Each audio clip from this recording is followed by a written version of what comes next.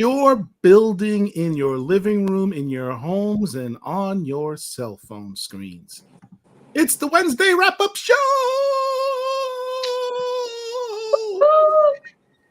That bot boy. What up, fam? What's up? How's it going, everybody? It's Wednesday. It's hump day. Only 2 more days to go in the week. Let's see who else we have here. Hype Style, how's it going? Pericles, what's good? What's up, Pericles? Gordon, how's it going? I don't want to mispronounce this. K-Logger or K-Logger? K-Logger. Yeah. Sorry. Hey, thanks for joining us again. Thank you for coming. And Amir, what's up, brother? Amir, 1 in 100. Salute.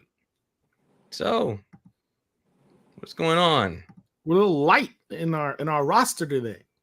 Yeah, a little bit. Dead Customs. Our man Rich is on vacation, on sabbatical. I don't know what that means. John Thomas. I think he's coming back sometime. Herschel is Herschel. He's Hersheling. He's Hersheling somewhere, I'm sure. Which means he likes to make a dramatic entrance when we've already talked about everything, and then says, "Hey, let's talk about this," because that's what he does. But yeah, what are we talking about tonight? What's hot? What's good? What's really good, fam? Hey, quickly, let's shout out John Thomas. Thanks for joining. I don't know if I've seen your name before, so if you are new, thanks for giving us a look. And if you aren't, hey, thanks for rejoining. Half Dead gave you props. Here you go, Angel. Creative touch. Yes, I got enlisted in helping to create a new statue. It's gonna be fire. It hasn't been done before that I've seen, but when it's done, y'all will see it. Shoot. So a statue no clues until. No. I think we'll just keep it under wraps. All right. I'm thinking it's gonna be a statue of Angel in her Catwoman outfit that she's so famous for. No, it's nothing to do with me at all. All right. I don't believe it. That's okay. It's not me. All right. So, what has happened this week? The solar eclipse scared people and reverted them back to ancient times. I had spoken to one of my clients today, and they said that they had it was like a dental procedure, like a surgery to get wisdom teeth removed. Yeah. And it was originally scheduled for 12 o'clock or something. And they said, "Hey, can we move your appointment to 3?" And she was like, "Why?" "Well, because people are afraid of having surgery during the solar, cancel their appointments for that time. If you can come in, you can come in at that time." So it was like a real thing. People were concerned about the solar eclipse. Yeah, it turned into the dark ages for that day. It was quite hysterical.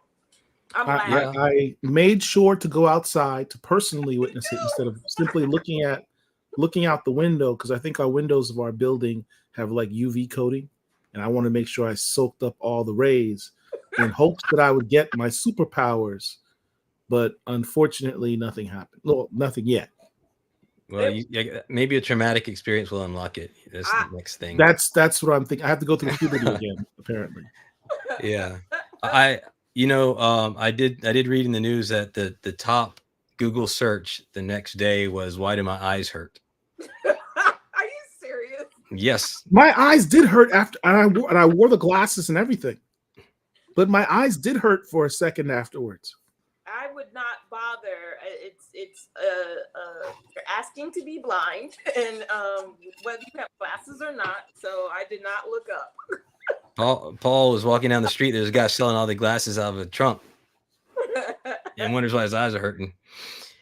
Yeah. Anyway, those solar eclipse glasses may not be quite what everyone thinks they are. It was a trick. They're like, haha, they're gonna have to go to the eye doctor for the rest of their lives. Yeah. That was just regular old, black film. So my eyes were hurting when I did the solar eclipse thing. So yeah. I'll probably be blind in a few years, which is bad. Congratulations to Amir. He does have the power cosmic now. So he did something right during the eclipse. Oh, word? Yeah. He says he looked directly into it. Now he's power cosmic. Oh, congratulations. There you go. Okay. All right. So what else happened this week? Paul? Jonathan Majors. That was major news. As was expected, he got no jail time. He was sentenced to domestic violence, 2 counts of domestic violence. I think one was like minor, third-degree misdemeanor, battery. Unwanted touching. Unwanted touching or something like that. And here's the kicker. What does he get? He, in essence, gets the equivalent in New York of a year of probation and domestic violence intervention classes. In Florida, this would have been considered a pretrial diversion case.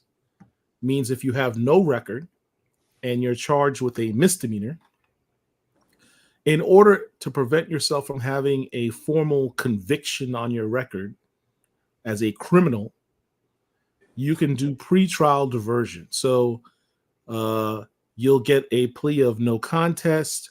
You'll get a withhold of adjudication of guilt, which means you're not technically convicted. And you have things that you're supposed to do. It's usually probation for a year where they watch you. You have to avoid people that are in, criminals or doing drugs or have weapons. And you have to take classes, community service, and pay a fine. And when you've completed all that at the end of the year, your record is, washed clean because you'll have this withhold. The charges basically go away. It's like it didn't happen.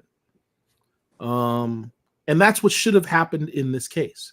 Oh, but clearly the prosecutor wanted to make an example of him because I don't know if that was ever offered to him.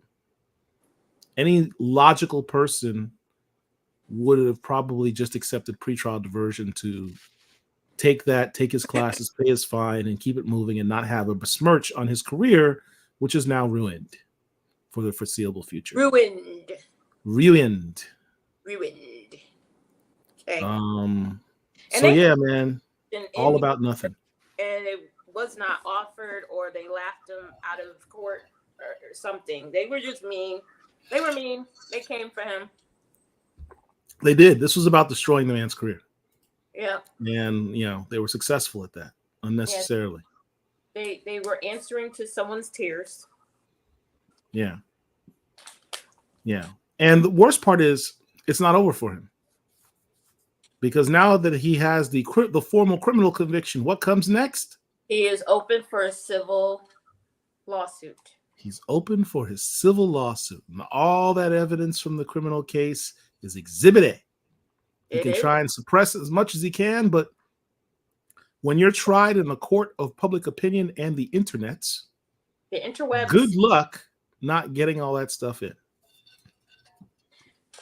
Yes, leave those bunnies alone. They're not healthy. Well, he's everywhere with Megan Good now, so maybe he's learned his lesson. I don't know. I don't know. He's hiding behind her. He should have, yeah, well. Why can't you be more like Michelle Obama?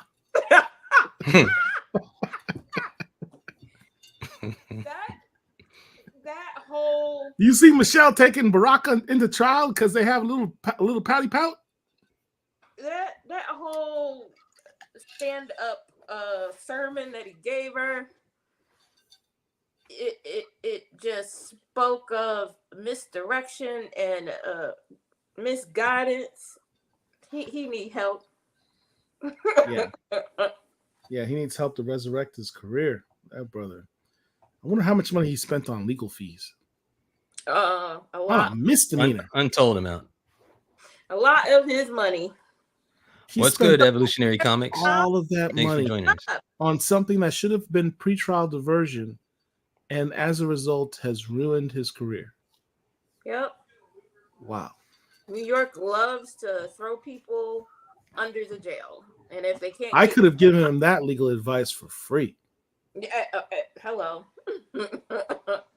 Yeah, but they weren't offering it. It's something that would have been plausible to do. They weren't offering. They weren't interested in, making sure he had every opportunity to stay affluent.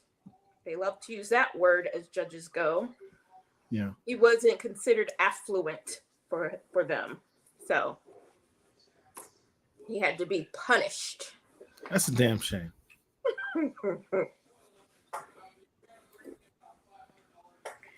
Well, there's something else I wanted to talk about. are we going to talk about I'm the comic scrolling books through. that came out this week? Yes, of course. Yeah. Let me pull up our pull list. Amir brought up that the Joker 2 trailer came out. Oh, yeah. Have you had a chance to see that yet? I have. It is. I didn't watch brilliant. Joker 1. Oh, You serious? Why would I want to watch a movie about a black Batman villain with no Batman? It was good. I like my villains. I'm a little obsessed with my villains. Joker's not specifically one of them. I like him, but I love my villains. So, Paul, you never saw the original Joker? Nope. It was really good. Wow. Okay. Ask me if there's a Batman movie I've never seen. Is there a Batman movie? I've seen them all because I'm a Okay. Batman fan. Oh, okay. So you're on the side of the goody two shoes. Okay, got it. Yes, I'm on the side of the goody two shoes. All right. So, reads of the week. If you want to know how to get to this page, you simply go to blackcomiclords.net and click on new and upcoming top comics, and it brings you to this link. Now, first and foremost that immediately pops up is this book right here. Can you guys see my screen? I always screw this part up. Yes. Yep, we're good. All right. Edge of Spider-Verse number 3. The introduction and first appearance of the Star Spider. Who is the Star Spider? The Star Spider is the spider person of, I don't know. I have difficulty determining, was this a new world that was futuristic, or did it simply take place on our world in the future? Well, probably a combination of both, given that it's the Spider-Verse. It says Earth 1978. That's right. It did say, all right, so it's a different Earth, but it's a different Earth that's in the future because technology is far more advanced. And this woman her name is Persephone Parker. I don't know how she may or may not be related to Peter Parker, but it's an alternative universe. She may not be related to Peter Parker at all. She just may be the spider person of her universe. Yep. So Persephone Parker is from the Bronx, and that is where her family is from. Much of the action of this issue takes place in space on a space station that's actually called the Bronx. A lot of their world had changed after the Kree invaded the Earth and the Avengers defended the Earth, and I guess a lot of destruction happened, and the space station was built at the end of all of that. Powers wise, I don't know if she has powers. I think it's really sort of the suit that she has. She does spin webs and she has little spider bots. If you look at the spider that's on the cover there, that's actually her spaceship. It's a sentient AI spaceship that she flies around in. A couple of covers. Angel has this one. Oh, it's so cute. She's so. This is the 1 in 10 incentive variant by Pete Woods. This is a dope cover. The art on the interior is the same as what you see on this cover. It's by Pete Woods. Nice artwork. It's kind of a almost tinges of anime style. Little bit, yes. It's really good. The character's got some unique super suit abilities. Kind of think of like the Iron Spider in many respects. Yes. Yes. And it was written by Justine Ireland. Justine Ireland is a young Black writer who also was the writer of Sinastaros. You see the little picture in the back there. The Sinastaros series that came out last year. And weird enough, doesn't she look a lot like Yes, I was thinking that. You know what I'm about to say? Yes. What was I about to say? Oh shoot, I'm blanking out.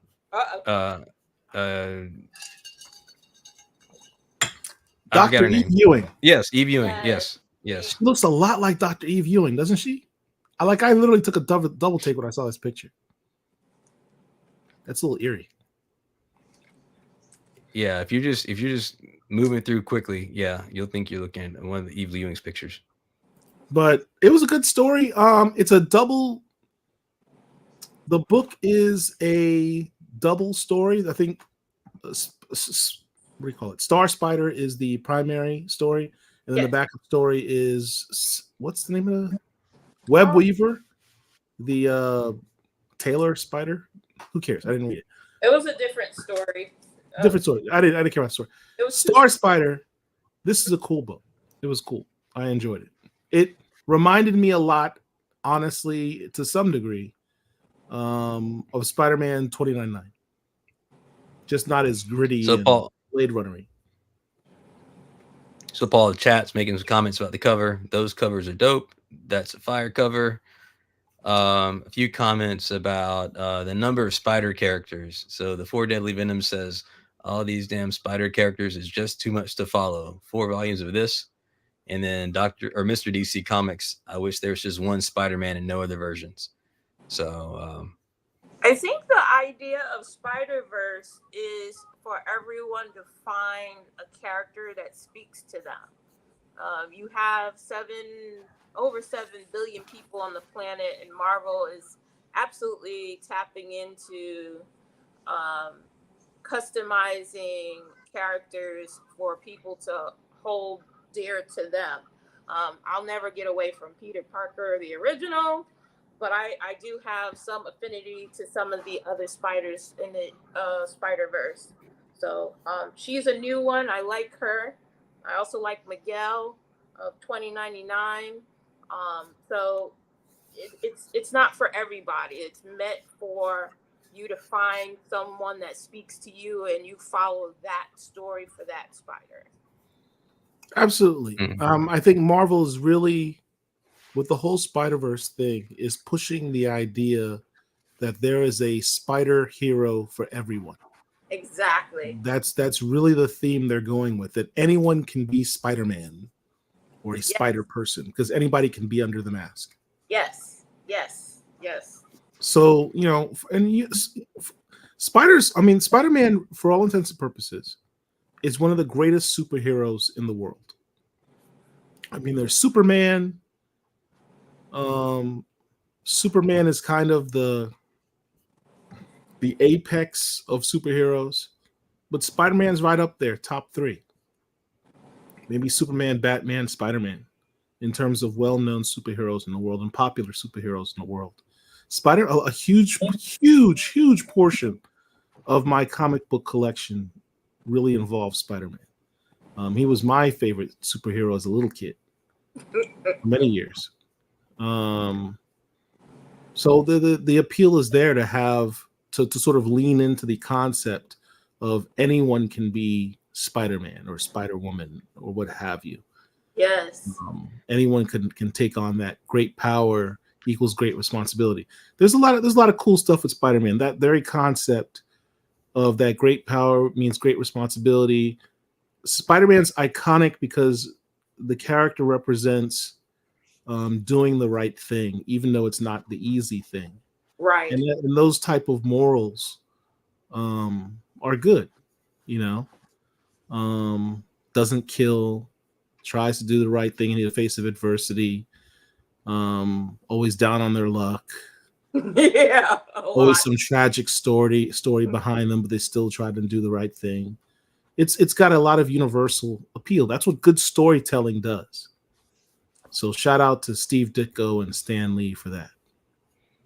Hey, Paul, some follow-up comments from the chat. So Frustrated says, now all they have to do is make the stories really good. So, yeah, I mean, like I said, I used to read Spider-Man. Spider-Man hasn't been good for a long time. And then the Poor Deadly Venom says, but most of the Spider characters are not even being used. They are appearing once, and that's it. Yeah, that's actually a good point. In my fear for this this new character, Star Spider, is that the last page of the story literally ends with the end. That's kind of fun. Like, you just introduced this character and you put at the end of the story the end. We may not see this character ever again. Well, I will have to talk to someone over there in Disney and, you know, challenge them on not doing that, because I like her. Do you know how many Black Spider characters there are at this point? There's like a lot of them. There are a lot at this Not point. even counting Hobie Brown. Oh, Hobie. Although you could, as the first Black Spider-Man.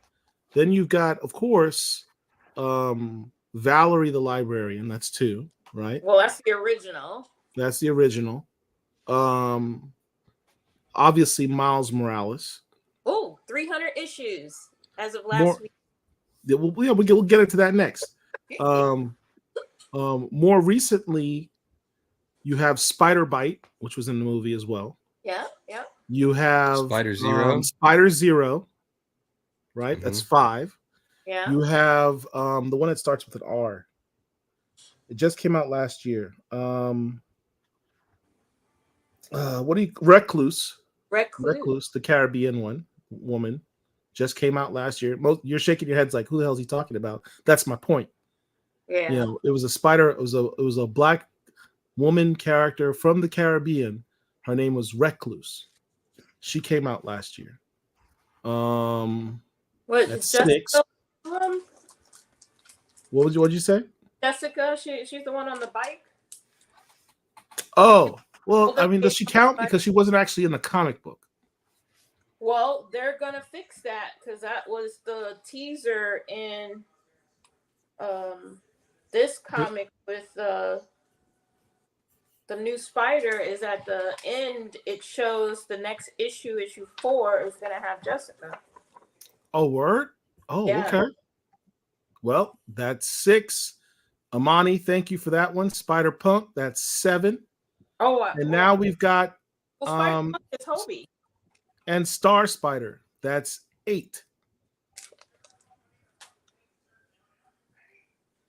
Yeah. No, Spider Punk is Hobie. Yeah, but this is different. There's Hobie and there's Hobart. So when I'm talking about Hobie Brown, I'm talking about Prowler. Prowler was dressed up as Peter Parker. Yes, I got as Spider-Man. Oh, okay. So that's 8. That's 8 Black people that have been Spider-Man in the comics. That's a lot. Does the one that was Muslim? Did you mention her? The one that was Muslim. Which one was Muslim? Oh, there is one. She came out in the Spider-Verse that came out last year. Looking one. That's 9. Yeah, that's right. I don't know her. I can't remember her name. I can't remember her name either. But I know you're talking about. Spinstress? Yeah, something like that. Because she was something like Spinstress. Because this was during Ramadan for her, right? When is she Black? Her story came out. I thought she was.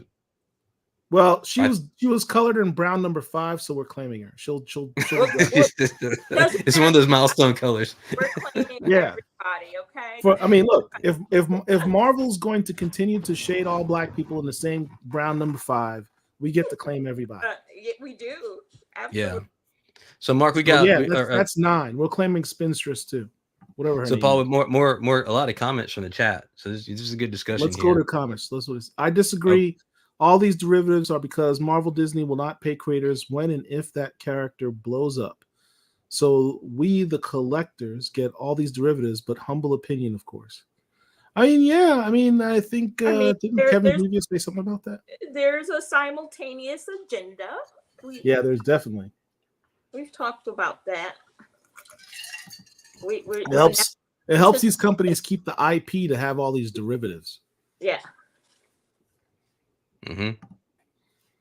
I don't like the multiverse because it's lazy. Instead of using characters in Marvel that already exist for new and interesting stories, they rather just use a carbon copy and call it new. There is a lot of truth to that. There is a lot of and you know who's more notorious for that? DC Comics. Mr. DC Comics. DC Comics. That's a shade alert. Did I throw shade? Well, you said that to Mr. DC Comics. So well, it wasn't intentional, really.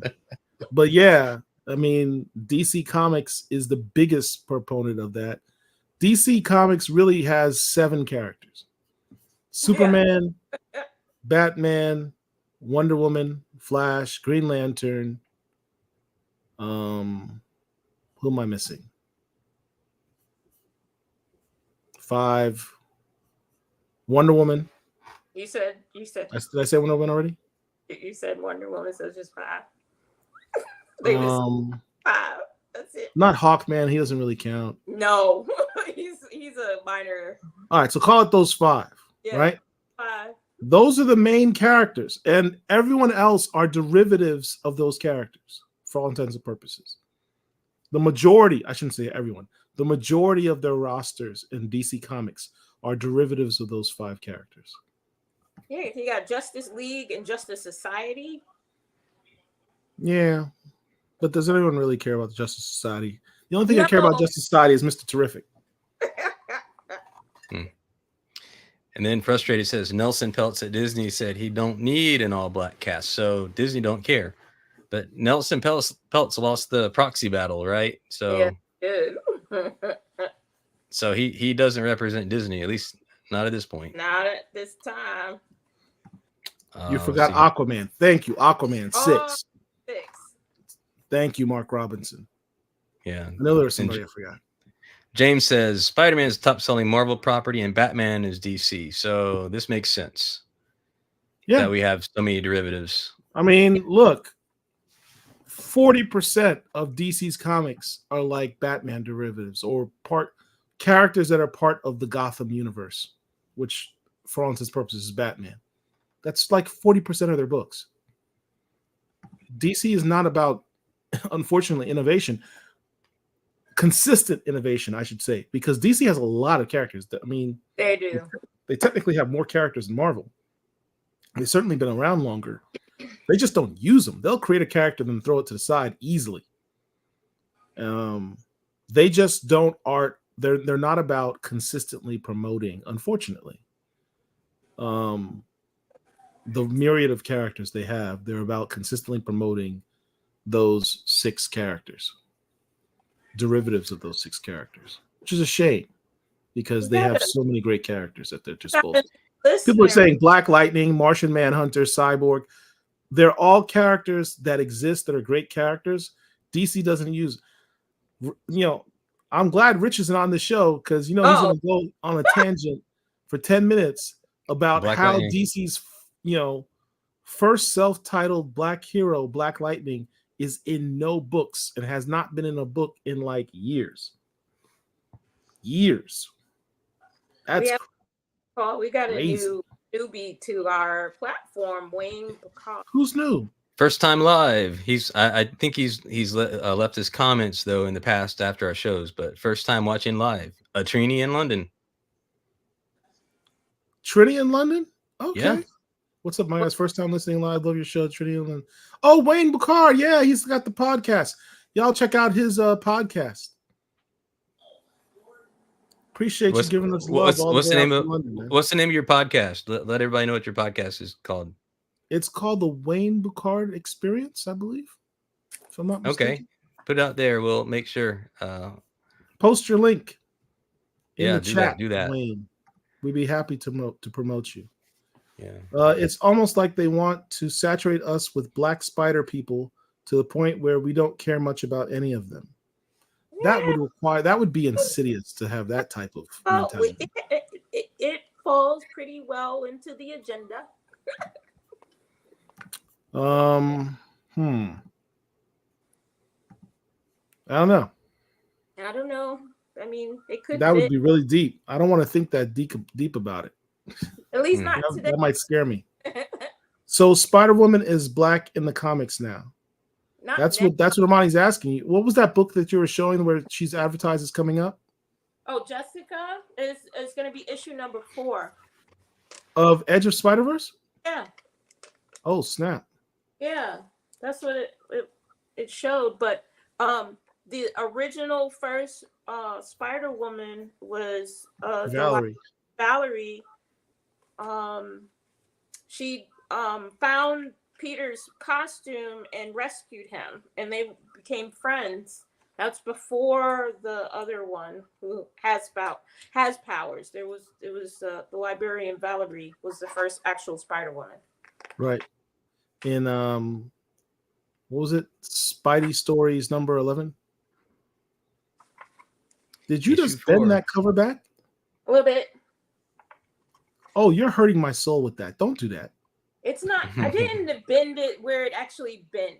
I am literally. My spine is literally cringing right now when I saw you do that.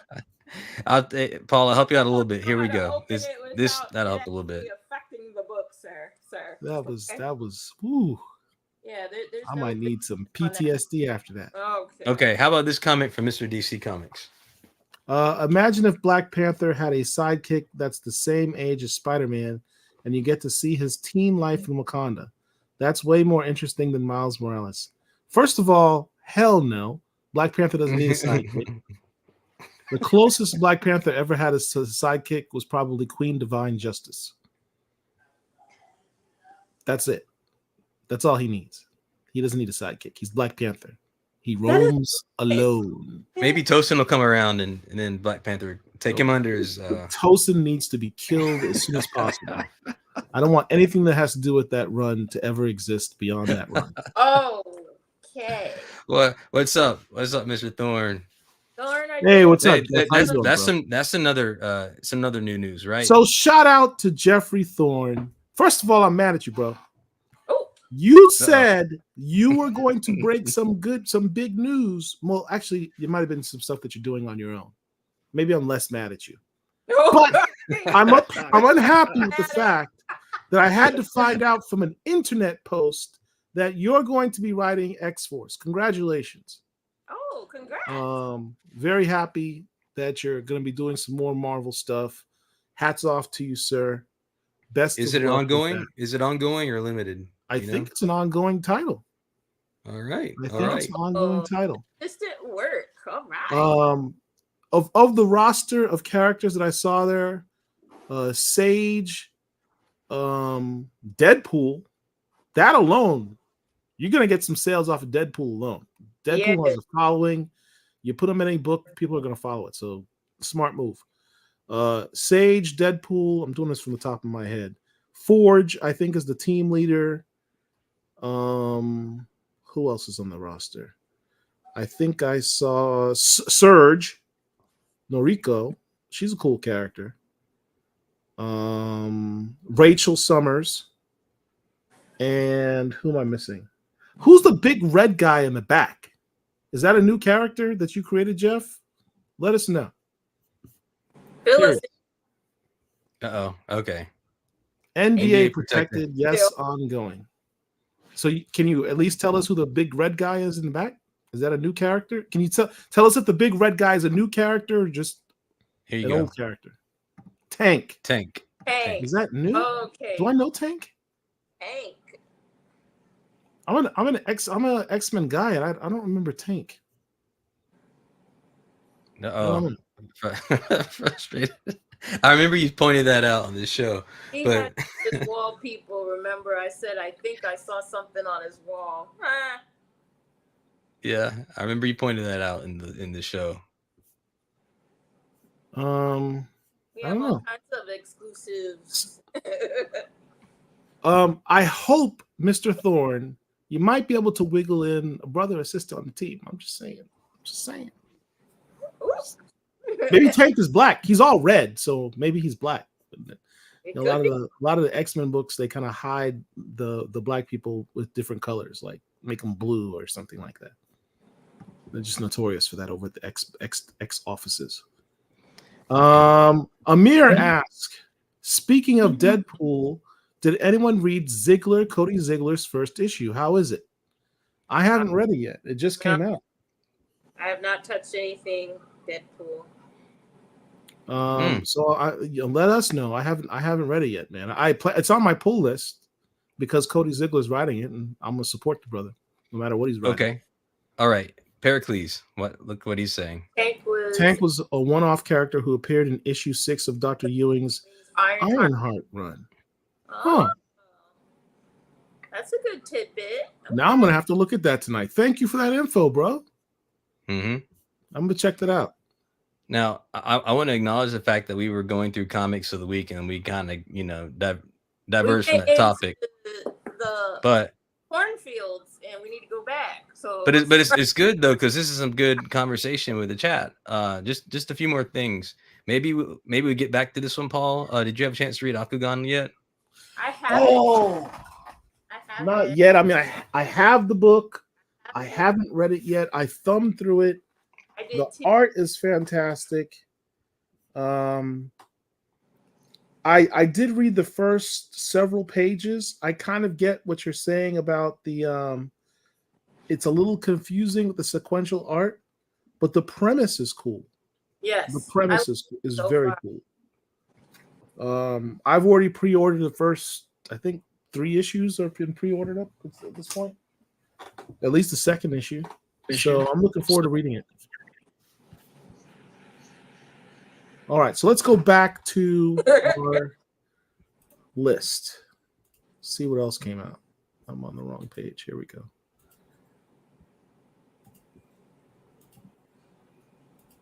So let's see what else came out this week. Had House of Slaughter, Resurrection of Magneto, or as I like to call it, Storm and her little friend Magneto. I mean, look, let's be real. I think when they announced these new series X titles, wasn't there a Storm series? Was there a Storm series that was announced? I don't remember. I don't exactly. So I don't remember. But here's the thing. We're constantly saying Storm deserves her own series. She's had series. The last series sucked, honestly. Anno said he just didn't do a good job. But a lot of people don't buy them.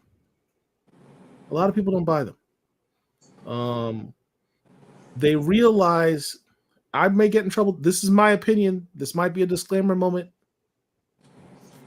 Mr. Producer, this may require a disclaimer.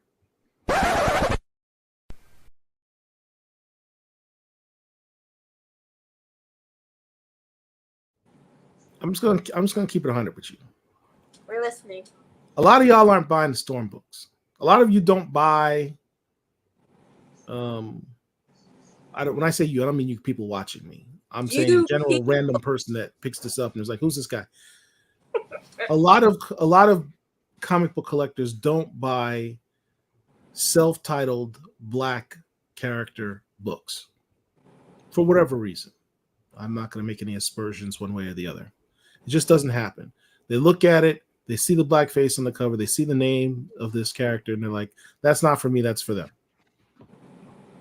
Whether right or wrong, that's just what happens. But I think Marvel's figured out with Storm, if you label the book something else, it'll get bought. So we've had this run of titles: Sword, X-Men Red, Resurrection of Magneto. We've had these run of titles where you've had a lot of cool stuff happen with Storm, and she's literally the lead character. But the book isn't titled Storm, and they sell well. Coincidence? I think not. So Hypestyle saying he wants wants a Storm solo series to have a lot of action and intrigue. You can get that, except it's going to be called X-Men Lightning or something. It's not going to be called Storm. X-Men Lightning. It just won't be called Storm. And that may be the trick in the Matrix, right? Is to just don't have the book. Look, you know what a perfect example of this? Rich and I did a video a few years ago, a show on Image Comics in the 90s. Image Comics in the 90s had hella black lead characters. But they didn't have books that they had like one book where the character was black, but you didn't even know that guy was black for several issues. Right. Shadowhawk, right? But they had a lot of books with lead characters that were black. They had Youngblood. They had what was the name of the book? Blood Strike or something. But they had a lot of characters with Stormwatch. How did I forget that? Stormwatch. And these had powerful, great, well-rounded lead black characters. And they sold well. No one said anything about lead black villains. Book. Huh? Frustrated saying and lead black villains. Right. And no one said this is a woke book. Yeah. You're all just trying to put your politics in this book by having, or you're trying to do affirmative action or whatever they phrase it, for euphemisms for not making this an all-white book. And the book sold. So there may be something to it. Maybe that's how you break the Matrix and make these books successful. So Resurrection of Magneto is really a Storm book, but fine. Magneto's on there. Star Wars, The High Republic. I keep telling y'all about these Star Wars books. I've been telling you this for like the last 3 years. I saw it. I didn't grab it. Did anyone see the Acolyte trailer? No, I don't. Oh my God. Look. I'm looking. I'm trying to warn y'all. I'm listening. The blackness is coming in these Star Wars. They already said it in the High Republic. It's all there. Yes. These are like some of the blackest book Marvel's has outside of Black Panther. All facts right but now. Y'all don't want to listen to me. That's fine. I'll just keep collecting my stacks and stacks of Star Wars High Republic books. Unnatural Order. This is actually a dope book. This is one that really came under the radar. It's about a soldier who travels to, how do I say this without being spoilery? He is transported to a different world, a medieval world, a sort of Game of Thronesy type of world. Very Game. It's very Games of Thrones. Very, very Games of Thronesy world, and he's a soldier, and he's trying to like fix the world. That's it in a nutshell. But it's a dope story. I mean, the artwork is okay, but written by Christopher Yost. I think it's Christopher Yost, right? Yeah, Christopher Yost. There he is. Mm-hmm. Who's done a lot of comic books. He's done a lot of television shows as well. It's a dope story. If you want to read a book for a dope story, Unnatural Order, highly recommend that.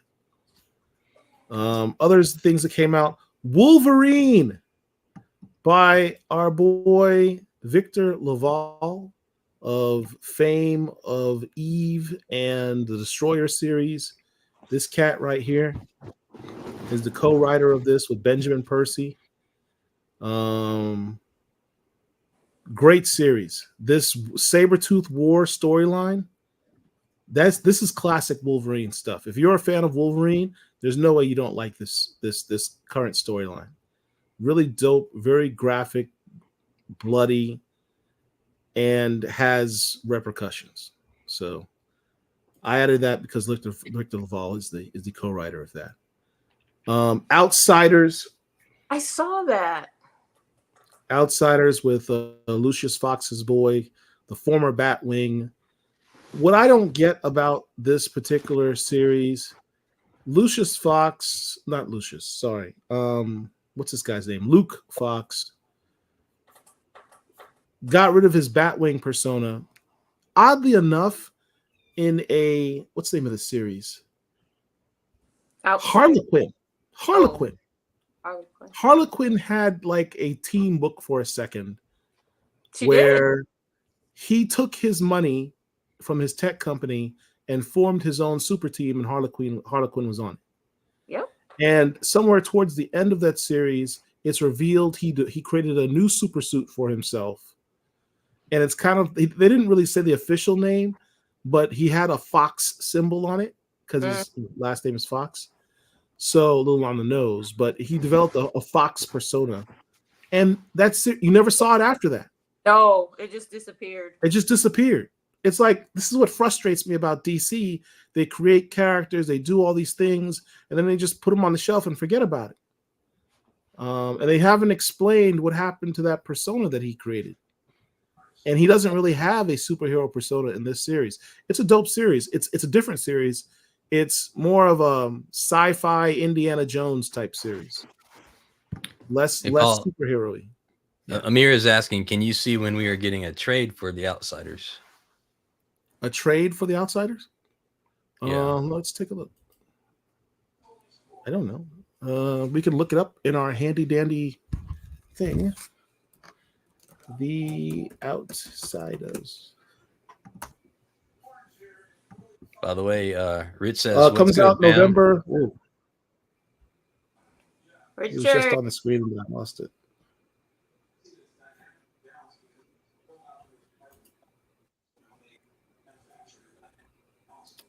Trade comes out November 19th. Oh, look at that. Volume number 1 comes out November 19th. What's good, Rich? What Rich? What Rich you talking about? He said, what's good, fam? I don't see Richard. Oh, he is there. Look at that. Yep. Thought he's on vacation. He peeked in anyways. He peeked in anyway. I hope he doesn't heard the early part of the show where we talked about him. Yeah. Says Marvel did the same thing with Riri. Where's she at right now? Riri Williams is in Invincible Iron Man.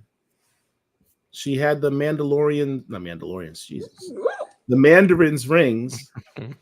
That's right. I think she just lost in a recent issue. Next up, Red Hood, The Hill. How is no one in BCL talking about this book? Art by Sanford Green, written by Sean Martinborough. New black character. I don't look, and there's more than just this character in there. I mean, there's a really dope character that has ties to the League of Assassins. Right. I don't want to do any spoilers, but it's a really cool character. I don't get why people aren't talking about this book. I just don't get it. So Frustrated says he has been reading it. Oh, good. Well, that makes 2 people. But I highly recommend this book. Red Hood. He said I said that Red Hood is not needed in this title. He's not. He's just there to sell the book. He is like I said with the Storm thing, right? This is a black book. This is a very black book, but it's got Red Hood on it and the name of Red Hood, so it'll sell. Well, yeah, and to that point, where's the comment at? Mr. DC Comics made a point a while back. You have to know your audience and who you're selling to. That's right. So there's that. Amir says, Amir says Red Hood is all I had on my poll this week. I'm enjoying this. Oh, good. Yeah. That's good to know. Hey, Phil, DJ Big Phil. Oh, he's out watching us from California. Hope you're enjoying yourself. Hey, Phil, did you hook up with Seb?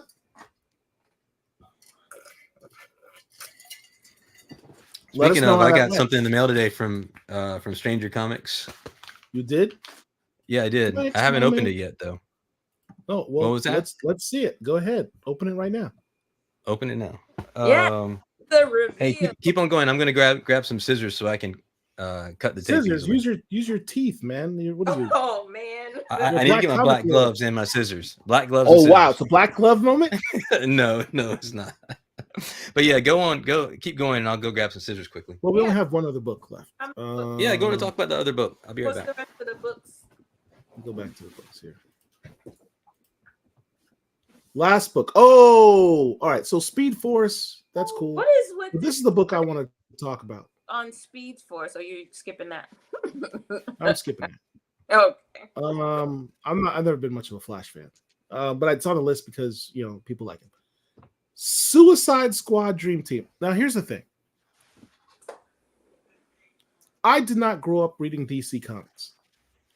The only DC comic I read consistently and collected consistently over the years since I was a kid is Batman. That's it. The rest of the DC universe really could be damned for me. Until probably around, honestly, New 52. New 52 was my jumping on point to the DC universe. I like the fact that they rebooted it in a way that allowed a low-level knowledge person of DC universe jump in with new, fresh take on these characters. And then from there, I then was like, this isn't cool. This is cool. And I started to then collect DC. So now DC is like a huge part of what I collect now. Yeah. I've gotten into it and I'm enjoying it. But at foremost on the list of characters I really enjoy at DC is Amanda Waller. I'm a big Amanda Waller fan now. Particularly as she runs the Suicide Squad. Yeah, I like this. Huh? I said I like her too. I really do. Yeah, she's really underrated. And I don't consider her a villain at all. Nah, she's in between somewhere. She's kind of in between. She's in that gray area. I hesitate to even call her an anti-hero. It's more of a fixture of a force of nature more than anything else. Yeah. But this series, this is only issue 2 that just came out this week. Suicide Squad Dream Team. It's got a character called Dreamer it's kind of like a psychic but with dreams. Okay. And it has her nephew, Deadeye, who was introduced in the that last big crossover DC event. I forget what it was called, but he had a one shot that he was introduced. He is an original Black character at DC Comics, created by 2 Black creators, a Black writer and a Black artist. I believe the artist might have been Alytha Martinez, if I'm not mistaken. Oh. Who herself doesn't get enough props for how long she's been in the comic book game. So yeah, original Black character made by original Black creators is in this book, her nephew. And what was cool about this particular issue was a bit of a flashback to her past. And you're reminded of the fact that she used to be married. Right. Waller is actually her married name. She's actually Mrs. Amanda Waller. Her maiden name was actually Blake. Mm-hmm. Amanda Blake. But you see her husband, whose first introduction was in another book that I wanted to talk about, which is because it made me go down the rabbit hole. Like, I don't remember ever seeing Amanda Waller's husband before. And so I went back and I was like researching, when did I see Amanda Waller's husband ever before this? And it's in this issue right here. Secret Origins number 14. Oh, wow. And you see her get married to her husband. Her husband, Joseph Waller, was 20. She was 18 when they got married. They had a whole mess of kids. Right? And they lived in the Cabrini Green section of Chicago. Which is very violent. And this is Amanda Waller at the bottom of the screen there, recounting her story to President Reagan. Okay, I was like. So Ronald Reagan is like, well, why does this Task Force X exist? And she goes, let me give you a history lesson on the Suicide Squad, Task Force S. And they go through the history of Task Force S dating all the way back to World War II. Oh, wow. And she's going through all the different iterations. And he goes, well, you created this latest one. She's like, you're gosh darn right I did. This latest iteration is 100% me, Mr. President. And let me tell you why I created it. And she talks about her story and the fact she grew up in this rough section of Chicago, and the fact that this rough section of Chicago killed her husband, killed one or two of her kids. And she's like, enough is enough. I need to get out of the hood. I need to make a better life for myself and my kids. And so she got her last daughter through college, which if you watch the Peacemaker cartoon, you know who I'm talking about. Yes. And then the cartoon, I meant the live action show. Yeah. She then put herself through college after her daughter got her daughter through college. And then she went into government. She went into politics, helping with the campaigns of various people, and worked her way up through the system. But she did all that because she said, I actually look out for the little guy.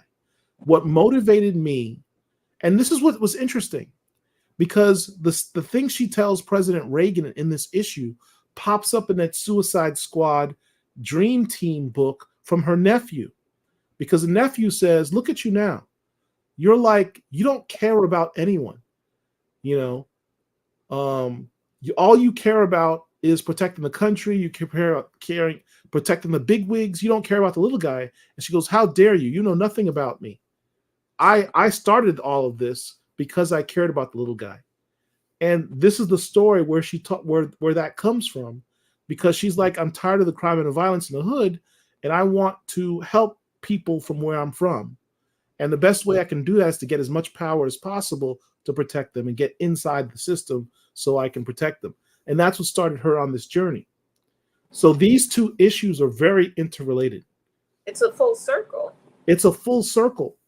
So if I would recommend picking up both of these issues, this Suicide Squad Dream Team #2 and Secret Origins #14, because for all intents and purposes, these two issues represent the origins of Amanda Waller, which I consider one of DC's best characters.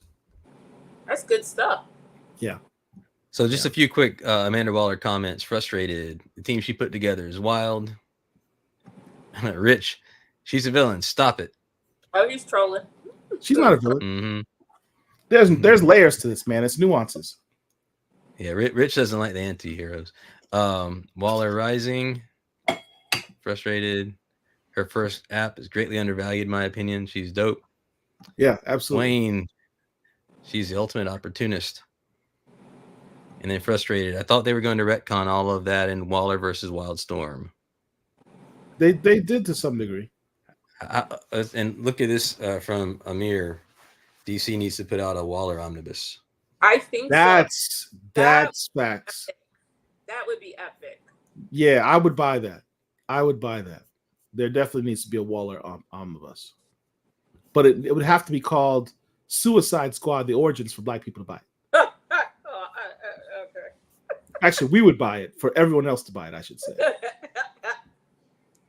Now, Paul, going back to the topic of Red Hood, there are a few more in chat that are reading Red Hood. So NBA Live Girls, she picked it up today. NBA Live Girl. And Evolutionary said he's been on it. And Amir says Red Hood is only in the book for that Latino logo. Oh, okay. All right. I'm not touching that comment. Oh, and then Evolutionary also says he picked it because of Mr. Green's art, but Sean is doing a solid job writing it. Nice. Yeah. That's good to hear. Yeah, I mean, look, y'all need to start sharing your love of this book to people, because I don't see anybody talking about it. And this is a damn good book. Okay. Yep. All right. So I've opened my box now. My Stranger Comics box. Let's pull you up on it. There you go. Okay. Drum roll, please. It's just 2 books. Even though I did participate in the Kickstarter, but that's gonna show up later. So got this one. Oh, right. Man, the Jay Lee joint. Yeah, the Jay Lee, Niobe, She Is Death. That's what's up. And just to repeat, which Sebastian pointed out was the first time you saw the whole Wakanda Forever symbol thing. The closed fist crossed. Yeah. Yeah. So yeah. That's and dope. then The second one is Niobe. Oh my Ooh, That's the Thor epic. versus Silver Surfer cover. Yeah. So nice. Very nice. Thanks to Seb. Man, I need that Tribe Called Quest joint. I need that so bad. I need that one and that one that you have, the Jay Lee one. Well, it makes it show up. You never know. Mm-hmm. Oh yeah, speaking of Jay Lee, so I did pick up another one of these. I was going to show it last week, but our show was unexpectedly interrupted. No shade. Wow. Yeah, you can go ahead and throw shade on that one. But for those who don't know what he's talking about, Herschel hit the end live button, quote unquote, by accident. Yeah, I was done. All right, and so I also picked this one up. Another. I'm not making any Nita particular Hall's comments, but I will say that Rich said he was going sabbatical shortly after that. And he did. And he did. And then another one I picked up also, a static preview. Oh, nice. So, What? Yeah. What is that? Hmm? Hold it back up, You have Flex to talk Master. about that one. Static. This is I'm not. curious It's not really a flex. big flex. It's not a big flex actually. Well, It's I don't not a have it. So preview. yeah, it's considered a flex. But it's not a preview of Static number 1. What It's is a it? preview of a later issue. Of a later issue. Yeah, but it says Yeah. it's not for sale. So how were you able to buy it? What was says that? Oh, Not for sale. aftermarket. Aftermarket. That's all. All right. Keep your Yeah. So I do need. So first of all, Mike, hey, thanks for joining Mike us. calls you out. Game recognized game. Mike is like, that's a huge flex. Stop. Mike, I need to get your advice on something later. But for those who missed it, we had a simulcast between Black Comic Lords and Super Slabs channel, and we talked about the top, the highest selling value Black comics. So if you haven't had a chance to look at that episode yet, go to Super Slabs channel, check it out. Good show. Mike pulled together a great list. He absolutely did. Make sure you subscribe to Mike's Super Slabs Comics YouTube page. Check out the stuff he's doing. Always brilliant. He's, as he says, he always peeping you to some free comic book game on his channel. Speaking of high value comics, I noticed that wall behind you, Mr. Producer. What about it? What about it? He's so freaking coy. I hate this guy. No. Listen, look, can you go through the books that you have behind you? Okay. Some are just covers, and not really nice covers, and others are keys. He's playing. So this he's is playing Bitter coy at this point. This is Bitterroot number 1. It's the what's the name of the comic shop? The Joe Louis cover. Yes, the Joe Louis cover, but I forget the name of the comic shop that made this exclusive. But it's an exclusive for number 1, Bitterroot. And then I have that same issue. I just don't have it in whatever grade that is. What grade is that? 9. It's a 9.8. Of course it is. Of course. Yeah. I'll remember that in a little bit.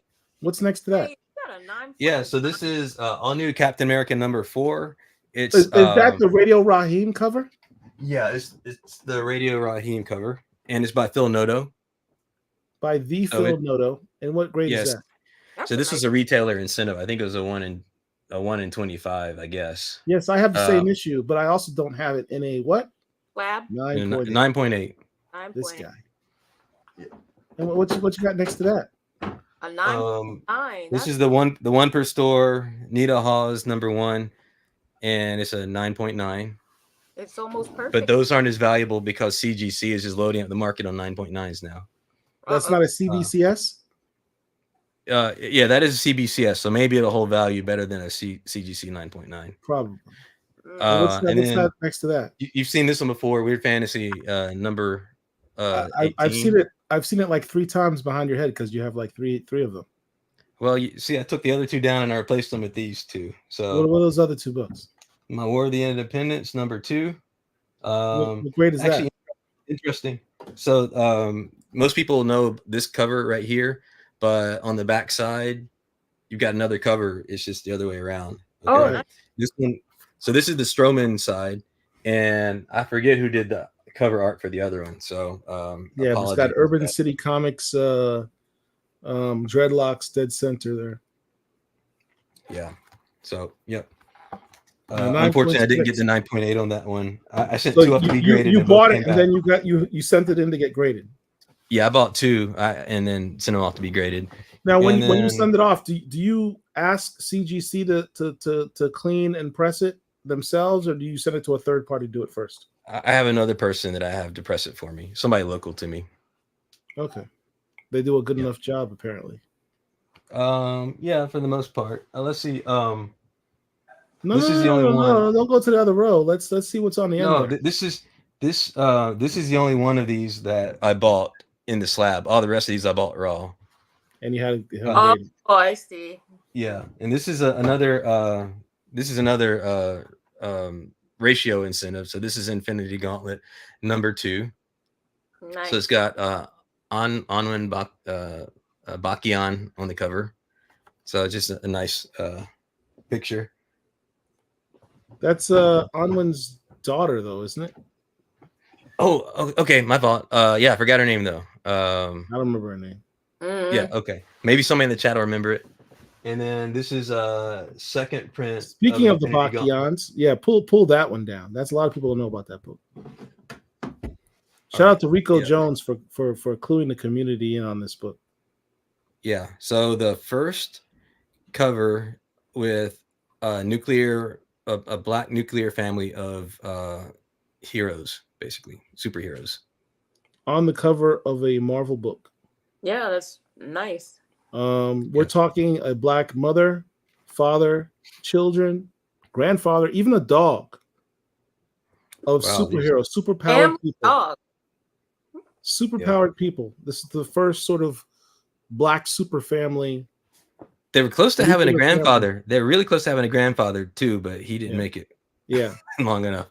So in the comics, this is a huge under known book. This book, there's quite a few more that are available like on eBay right now, and the price is coming down, so you can get a raw at a much better price than you could have a year or so ago. And then your favorite character. Yeah. Dr. Voodoo. Strange Tales number 169. And I think there's still a debate. Is that really the first? Is that the first appearance, or is 170 the first appearance of Brother Voodoo? So well, he kind of makes like I guess you call it the first time you actually see him as Brother Voodoo is the very last page. So is right, that and then he's also still on the cover. Yeah, he's clearly on the cover. So.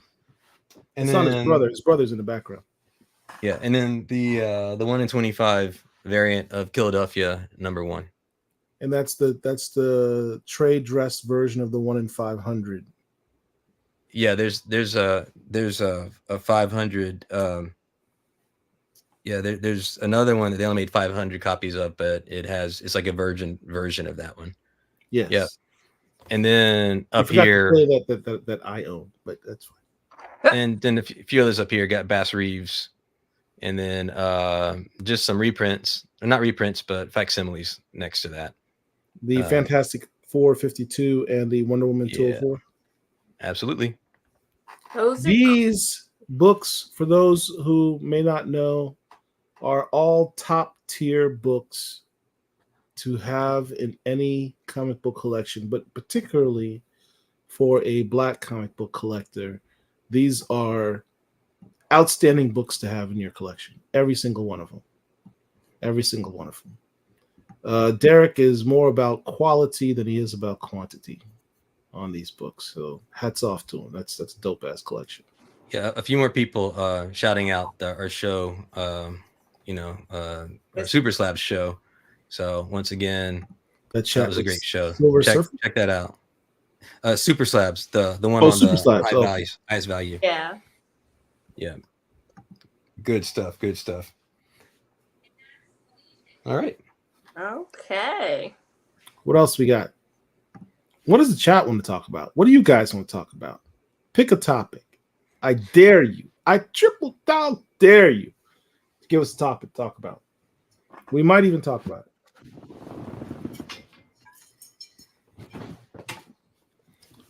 Louisiana Kid, he says he loves that on-air sign above you. I want one. You never turn it on though. Yeah, let's see if I can. Yeah, I can. that is pretty cool. Somewhere I have a button.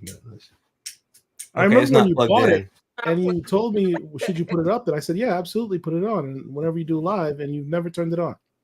It's not plugged in. I'll have to plug it in sometime. Man, go buy yourself an extension. I'll do it eventually. Yeah.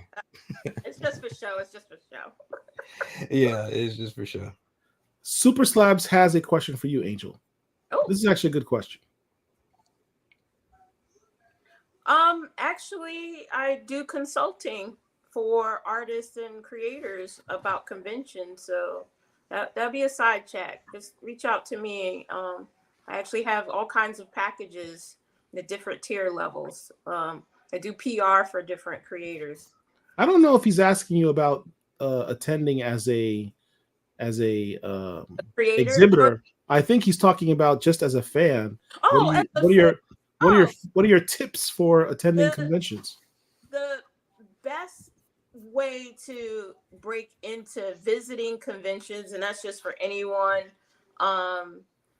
you might want to just start with a smaller one in their area and do one day, because you have to discover what your tolerance level is. Like, I've been doing this so long. I go to the giant ones. There's like 1 million people. There's a thing called con crud that you get after because you're just around thousands of people. That can be really intense and overstimulating. And then you want to know what you're there for. Some people go for the fandom, meaning they want to meet artists. They want to meet movie stars. They want to get autographs. That's one part of it. Some are for the panels. They want to meet, or see the people that they admire or follow, actually discuss TV shows, books, and those kinds of things. And then there's the third part for the collectors, that you're actually seeking particular, books, products, costumes. You can get any and everything. So if you're just starting out, I would go to a small one. Most big cities have a small one, and go one day just to get, it's like going in a kiddie pool, and then just see what your tolerance is. And if you want more, just graduate from there. They're all year round. So yeah, just start with a small one, go one day was my advice. All right, Hypestyle is asking anybody to join to Dragon Con this year. I'm tentatively contemplating, but I have no peeps in Atlanta at the moment. Dragon Con is a really, really dope con. I've been a few times.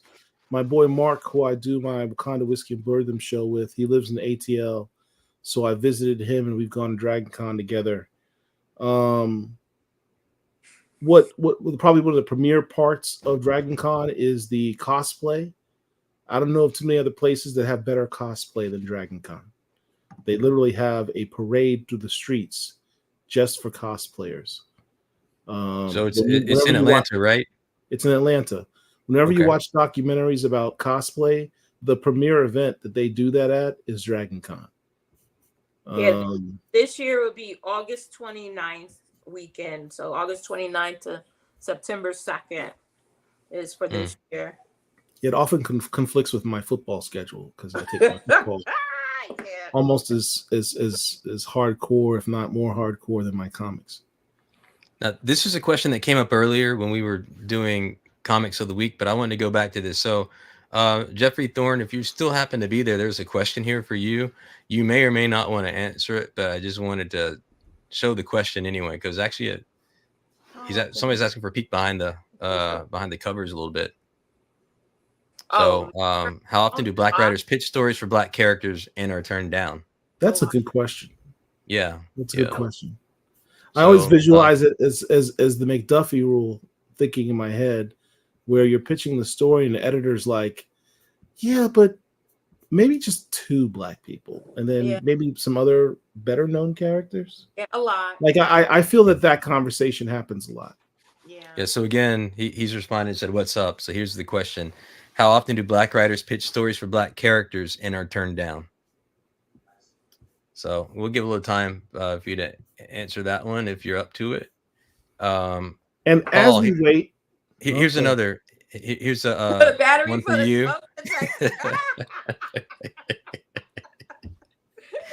Well, see, we was waiting for some super chat so he could afford a battery. If you really want to know, That's exactly right. I appreciate the super chats. Not a single one of y'all, by the way, tonight has given us even a penny for the show tonight. Shame on all of you. You should Just like $1. it at Can the y'all at least give $1 in the super chat for the Black Comic Lords so I can afford to put batteries in my smoke detector to not disrupt these lives? Yeah. we don't get cut off. We need to exist. Got bills to pay. The electricity doesn't pay for itself. One more dollar will keep Paul's family safe and our shows free of beeps. Right. Thank you. You want us having a house with no smoke detectors in it because I can't afford to put a battery in? Okay. And then there's a question from Frustrated. When it comes to buying those slab books, do you pay in full or is there like payment plans for buying slab books? Payment plan. I would like layaway? Yeah, I personally would not do payment plan for comic books. I don't know if that's the way to go for me, Bro. you know? If you're having to put your comics on layaway, you're making some bad life decisions. Don't do it. Yeah. It's we all love the hobby, but if you have to do a layaway plan on your comics, it's probably not a good buy. It's been said a few times, don't put your rent money in this stuff. So yeah, don't go spending your rent money on comics. That's nonsensical. So just for those that don't know, putting a slab on a comic book, you've already purchased that comic book. So if that comic book is valued at hundreds of dollars, and then it's getting sent off to a certification company. They have your property, and then you're paying for that service to be graded and acrylic to come back to you. So I would never advise doing a payment plan for slabbing because that's your property that you give up. They won't give it back if you don't pay them. And I don't know that that's even an option, really. Yeah. Yeah. How much does it cost to slab a book? Like $65? Well, there's the depending on whether it's like a modern or an older and more expensive book, that's gonna drive the cost. And then also, if you send one book, then it's gonna be more expensive, for that book versus if you send, 5 or 20 books because your shipping, right, can be combined. And then another thing is if you send books of different types, so once again, you send a modern and a Silver Age, they're going to be treated differently. They'll be shipped separately as well. So all those are factors into it. But you can see Super Slab, $60 for a book pre-1975. And that's without the clean and press process. Yeah. Now, 33 and a third, Big Phil is disagreeing with this a little bit. Some books you got to make payments on depending on what it is. If I want it, I'm going to get it. So that's what he's saying. For Deadly Venom saying modern is about $30. That's not including the shipping though. No, it does not. And Evolutionary is saying $35 for moderns. More about the Paul's beeps. So we did get an answer from Jeffrey Thorne. I don't know about other writers, but about 75 of my big 2 pitches feature or are solo backing leads. So far, nearly all my pitches that got accepted have been black ones. So, all right. So maybe there is some goodness in pitching black. Yeah, and here's that's good perspective and a compliment from Wayne once again on the other side of the pond. Just want to give you and your viewers a bit of perspective on what you and your shows are doing. We have nothing like this here in London, especially cons. It is more vital than you think. We definitely know how many viewers we have, especially in the chat watching in the United Kingdom, which, given the time of night that our shows take place and what time it is for you, that's just astounding how many people are actually watching it live. Yeah. So, and we truly appreciate your viewership. We do. Thank you. Absolutely. So with that, please hit the like button. Yes. At the bottom of the screen. And if you're not subscribed to our channel, please do so. It costs you nothing, but it gives us tremendous amounts of help to continue to do what we do. First super chat from Frustrated. We got a first super chat. Yes, absolutely. That's enough to buy another battery for next time my smoke detector. And this will be the first super chat from the alphabetized video list. You do not fulfill Paul's request. Hold on, let me do it. Let me go to the list and see if I can find this alphabetized. Commercials. All the commercials listed. Cool. I've only been asking for this for 2 years, but that's fine. So if I decide to go to super chat, there's all the super chats. Okay. Still got a little bit more to go, but not bad for 5 minutes before the show. But it's nice to see you get off your lazy ass.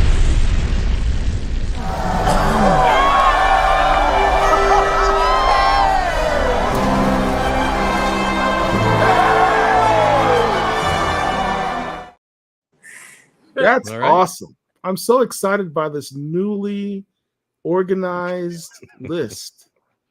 Look how easy it is to find everything now. All you had to do is ask 20 times.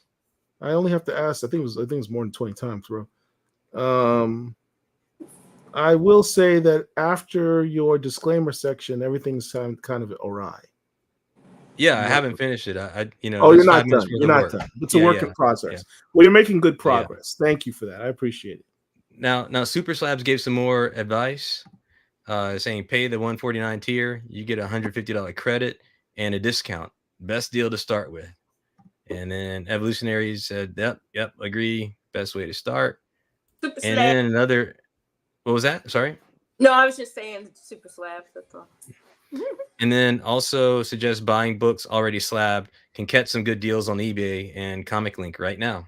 Yes. Yeah. And prices are dropping on comics right now. Yes. Yeah. All right. There's a question. Right, how's that Night Thrasher book? Oh. We'll wait for Paul here to turn back around. Yeah, I bought it, but I have not read it. What was the question? How was the Night Thrasher book? Oh man, look, let me start with this. Oh. I was a New Warriors fan from day one. I am such a New Warriors fan. I own literally every issue of every volume of New Warriors that's ever been done. Night Thrasher is my dude. He was my superhero of the 90s. I love Night Thrasher. This newest run, no disrespect to the creators, has been found wanting. I can't say I'm all that pleased with what they've done with Rage as a character, but I will give it the benefit of the doubt because the series isn't ended and the series evolves. But with what they've done with Dwayne, I've just been kind of disappointed. I mean, I wanted to see. This is a character that died and came back from the dead, and I really wanted to explore what happened during that time period, and it hasn't happened yet. And show the nuances between where he was before and where he is now, and why. Why is always where the good stories are. You're showing him after effects. Yeah, I died, and now I'm a brooding, even more brooding guy than I was before, and I've hung up the hat. But why? You can tell who, what, where, when, and how, but why is always where your best stories are going to be, and they haven't explored why. So, Paul, check out this comment from Jeffrey Thorne. I pitched a Night Thrasher book called Ronin. He steals the Ronin arbor and forms his own team. So I'm like, oh my God. A Suicide Squad version of the New Warriors. How the hell was that not picked up? That's perfect. That's the story I was just saying I would have liked to have seen. That makes perfect sense. He comes back from the dead. He's like, I want to redefine myself. I'm not Night Thrasher anymore. I'm taking on the persona of Ronin because I need to redefine myself. And I'm darker and edgier because of all that I've been through. And all my friends are dead. And that makes more sense. Would they say no because of TMT? Because there's only one original turtle left in that storyline, and it goes by Ronin. Yeah, but Marvel has a Ronin. They had a Ronin before the TMT. No, I know. Sometimes they don't like certain titles if it feels like it's gonna be blended to the audience that doesn't know the separation. You know what I mean? I'm just curious why. Ronin would be an attention grabber. If you have a Night Thrasher : Ronin or idea. What was that beep sound? Yeah. What was that beep sound? Wait a That's second. not Rich. That's not Rich. Where is he? He looks different. He looks younger. Vacation's doing you good, bro. What up? How you doing, Rich? Is he smiling? Looks like he's smiling. What He is smiling. I saw his teeth. is wrong with y'all? I'm here in Houston, and I've been checking you guys out, so just want to pop in real quick, see how y'all doing. Your adoring fans have missed you. Yeah, I'll be back after a while. After a while, that's I'll very be ambiguous. I'll be back but probably before Paul changed the battery out of his smoke detector. That's already been changed. We've talked about that. That's already been changed. You don't hear any beeping. You don't hear no beeping no more? Okay, well, good. I was gonna say you must be like my situation. I got vaulted ceilings, and when that battery goes jacked up, man, that is a hassle because you got to use a ladder to go up and change it. Unless you bring somebody in. Indeed have to use the ladder to change it. That's not fun. That's fun. That's why it took me so long to fix it. Y'all don't know the struggles I have. Let me ask you this. I can only speak to my situation. So when I use the ladder in my house, whatever, right? And I got one of the real big ones where you have to break it. You can break it up, and it hit the whole ceiling. And so my wife is holding the ladder while I go all the way up. That sounds scary. It is very, very scary. That's why, PSA, check your batteries and your smoke detectors at least once a year. You don't have to change them. Now, if you go to the dollar store to get your batteries, yeah, you might have to, you might hear that beep more than often than not. So, but anyway, enough of that. Man, like I said, I came down here in Houston for a couple of days. I'll actually be back home tomorrow, but I wanted to come in. I got a chance to go by Gulf Coast, Cosmos, picked up a few things. Did you videotape it? Huh? Did you video it? No, I didn't video it. I don't like, you know me, man. I'm incognito. I don't when I'm doing it. You could have done a whole show from Gulf Coast Comics. Well, I mean, look, matter of fact, shout out to Byron Kennedy. He actually, we talked today, and he's got something going on in June. He wants Black Comic Lords to be a part of it. So I told him that, I definitely will be a part. So we'll be doing something hopefully in the month of June. Now, I don't know. This is going to be an interesting summer because we got Atlanta Con, of course. We got Phil's event coming up as well in July. We got it, y'all. Listen, to the community, we need y'all to like really step it up on the giving side, because y'all want us to be a whole lot of places on our dollar. I already knew that was going. Speaking of money, we got a super chat from Wayne Bouchard. If we start talking about Patreon and memberships, don't get mad. Right. We got £2 to help pay for that flight. That's what's up. Much appreciated.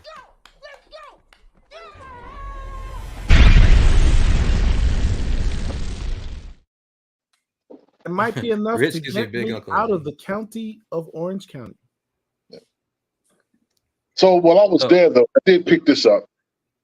Watson and Holmes. Okay. Graphic novel. Wasn't that by Greg Burnham? Actually, it's Brandon Easton. Brandon Easton. Brandon I knew it was Sweat. one of the writers from the Noir book. Noir is black. They Noir were is a part of that. This is one of the graphic novels that kind of came out of that. Yeah. Got that. I picked up Todd McFarlane is doing his expanded his Universal. This is Rat City. Yep, I saw that. That's coming out, or has come out rather. Okay, yep. He also has a new book called Misery that's coming out in a few months that stars the daughter of Wanda from the Spawn books. She's gonna have superpowers. Yeah, it's man. I mean, I don't know what's going on. Todd's trying to get all the money right now because he's like, well, he's only charging you a $2.99 for books for how many years now? He's got to collect his money. And that book was $2.99 too. So that had to stop. Well, actually, that was $3.99. That book was $3.99. Oh, $1 more. Yeah. So, but yeah, man, I can't stop going to shop. So when I come to town, I try to go by Midtown and check out. I see you dressed nicer in Houston. Those cufflinks on. Look at the brother. Well, I'm kind of a big deal out here. Wow. We got another super chat. What's up, man? What's going on? Appreciate you, sir. Thank you very much. Right. Appreciate Thank you, sir, Jeffrey Thorne. Yeah. Donation. It's a donation. I thought it was the trash. Don't be hitting on me.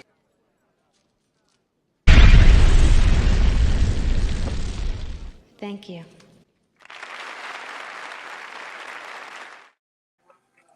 Yeah, man. Getting our gas money together for these cons.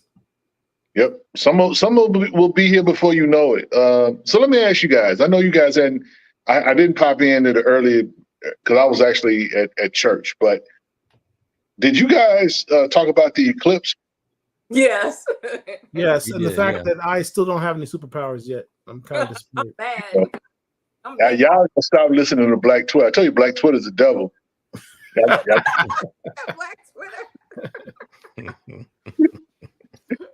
Shout out to everybody that got a chance to see the eclipse. I got a chance to see the eclipse. I was that's right. In Texas, you got a really good view of it, right? Yeah, man. I was at home when it happened, and I could not believe how dark it got. It literally was night in my neighborhood for about maybe 4 minutes. But yeah, that was pretty crazy, man. And the funny thing is, because Dallas or Houston, well, not Houston, but because Dallas was one of the key areas to see the eclipse, the funny thing was a lot of people came here. So gas prices were a little bit higher. It was bananas. I wasn't even out there on the road. I said, I'm not even getting out there in them streets today. I sat at home and I think I binged a bunch of TV stuff. So I did say when you first got on that you looked a little younger. So obviously it was the eclipse. That's what it did. It turned back time. It turned back time on you. Mm-hmm. You know what? I mean, supposedly there's an eclipse. You can see an eclipse like every 18 months somewhere in the world. Yeah. So it's not a new phenomenon. It's just new here. Maybe I need to just start globetrotting and doing that. So either way. There you go. I mean, I'm on vacation. It feels pretty good to just not have to get up and do nothing. I'm used to get up in the morning 4:30 every morning. And so I've been able to sleep into 6, which is, still early relatively, whatever, but it just feel good that I don't have to get up and go nowhere. Yeah. But yeah, so boys and girls, get your rest and take your vacations. Don't work yourself into an early grave. Please, please, please, please. If you're going to read a comic book, it's nothing like reading a comic book on the seashore on a beach, in a suite, with room service. Yeah. So. Well, damn. Obviously, Message. Rich is getting more super chat money than the rest of us. He's talking about room service. He's the big guy on campus today. Yeah. Anyway, I did. If I could, just a minute. I just wanted to wrap up the Jeffrey Thorne's answer to that question. He's he was talking about the Ronin idea, right? And he said they just said no. They don't give reasons. So just closing that topic out. Well, any reasons they give would probably be very racist. This is Better just say silent. y'all just gonna let that fly tonight? That what y'all doing? We had to make up for you not being here. So I'm not quick enough. I can't pull him up. Well, you know what? I will tell you, I did not use the word mayonnaise throughout any of this. Good for you. Because we have a new term. In his pending run on X-Force. I'm kind of intrigued to see what he does with it.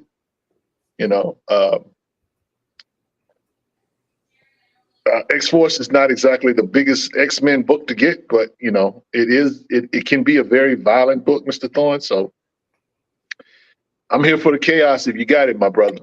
Bring it. I actually own, as I think about it, I think I own every issue of X-Force ever made.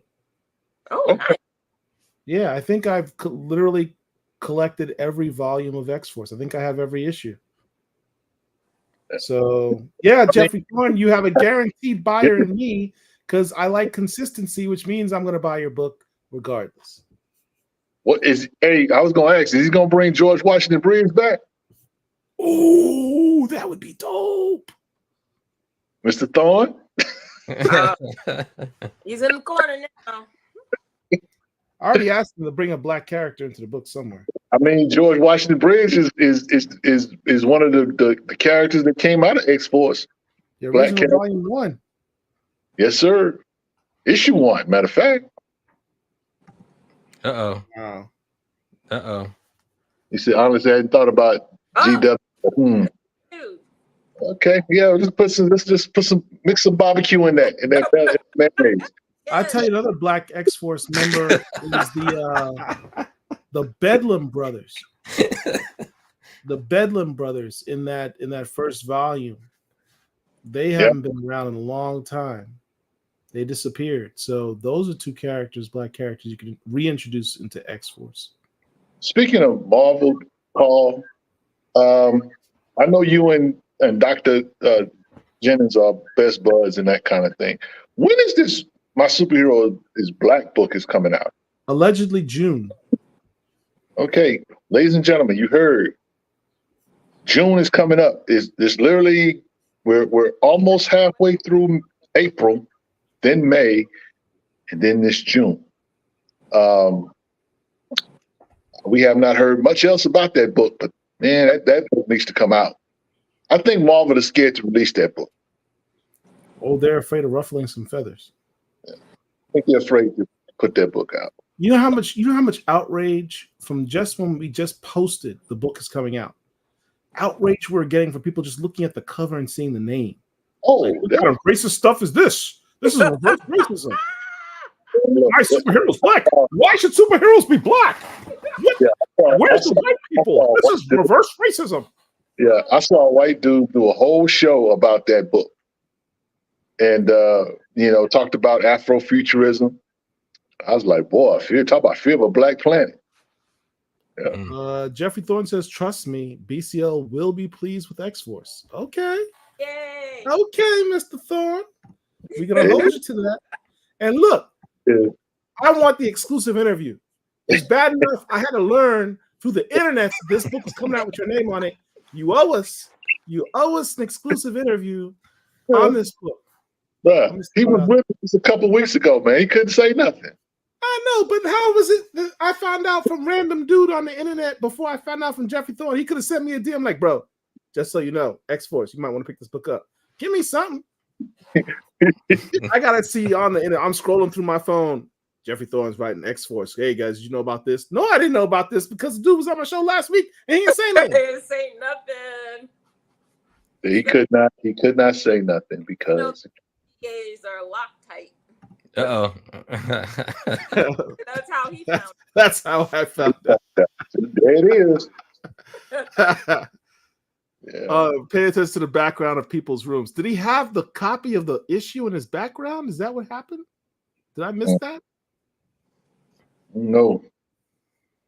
So, did you guys talk about X-Men 97? I know that was the thing that you guys were. No, I haven't watched it yet. I didn't get to watch it before I got on this live.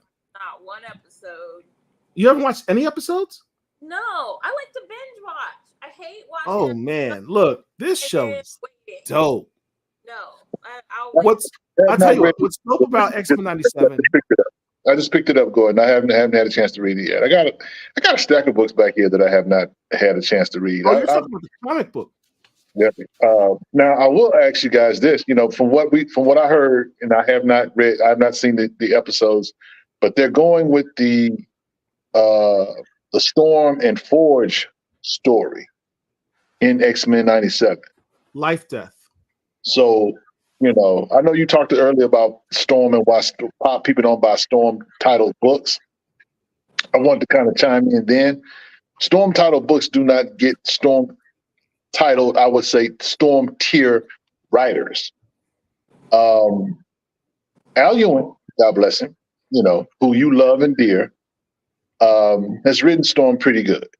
Yep. But, you know, I would like somebody to like really write a Storm story, not a mutant story, not a relationship story. Because the books that most of the Storm books, if she's in a relationship with somebody, I kind of identify with somebody said earlier they want just a lot of action. Just in the action book. I can agree with that. You know what was it? What is the nonstop Storm? Do a book where it's just nothing but action. Because I just don't think they're interested in writing a story arc that really befits her. For whatever reason, she's not interesting without somebody else being in the book. Why that is, but you know, that's kind of been Storm's history. So this is a woman who can throw hands. She got skills. Yes. She has blades throughout her body. Always got blades hidden somewhere because she gutted like that. She a queen, and she's elegant, but she can also get gutted with it too, which is kind of cool.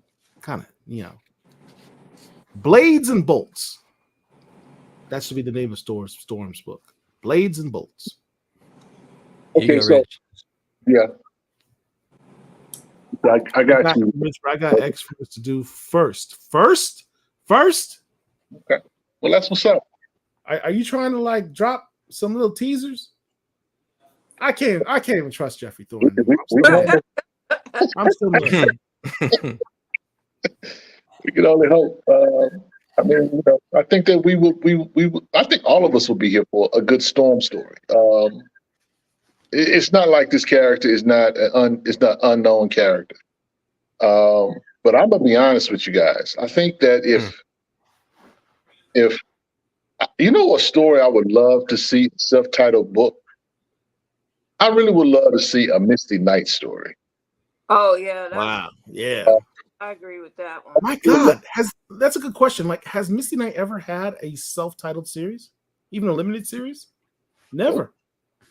Yep. She's never have her own limited, even a limited series. And it took Monica Rambeau a couple of times as far as to get you know a series or two or whatever for her. I would at this point I'd take a one shot with just Misty Knight.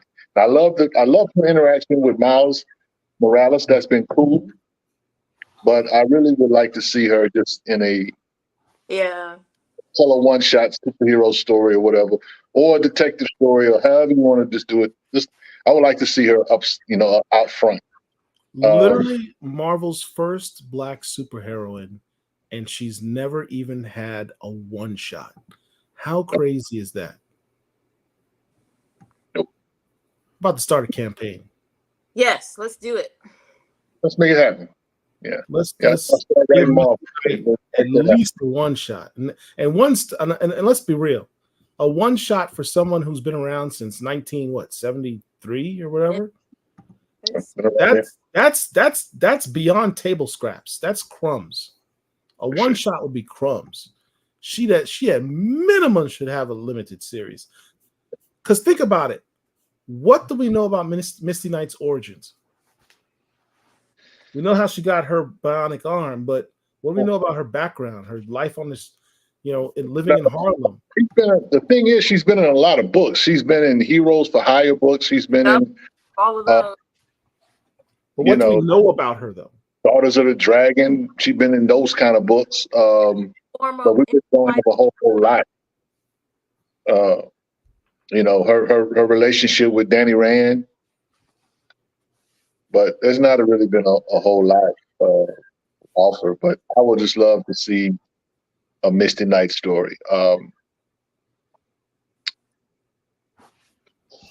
would like to see a colorful Misty Knight story set in Harlem with a myriad of characters like what you saw in the first Power Man series, where every issue you see just these colorful characters.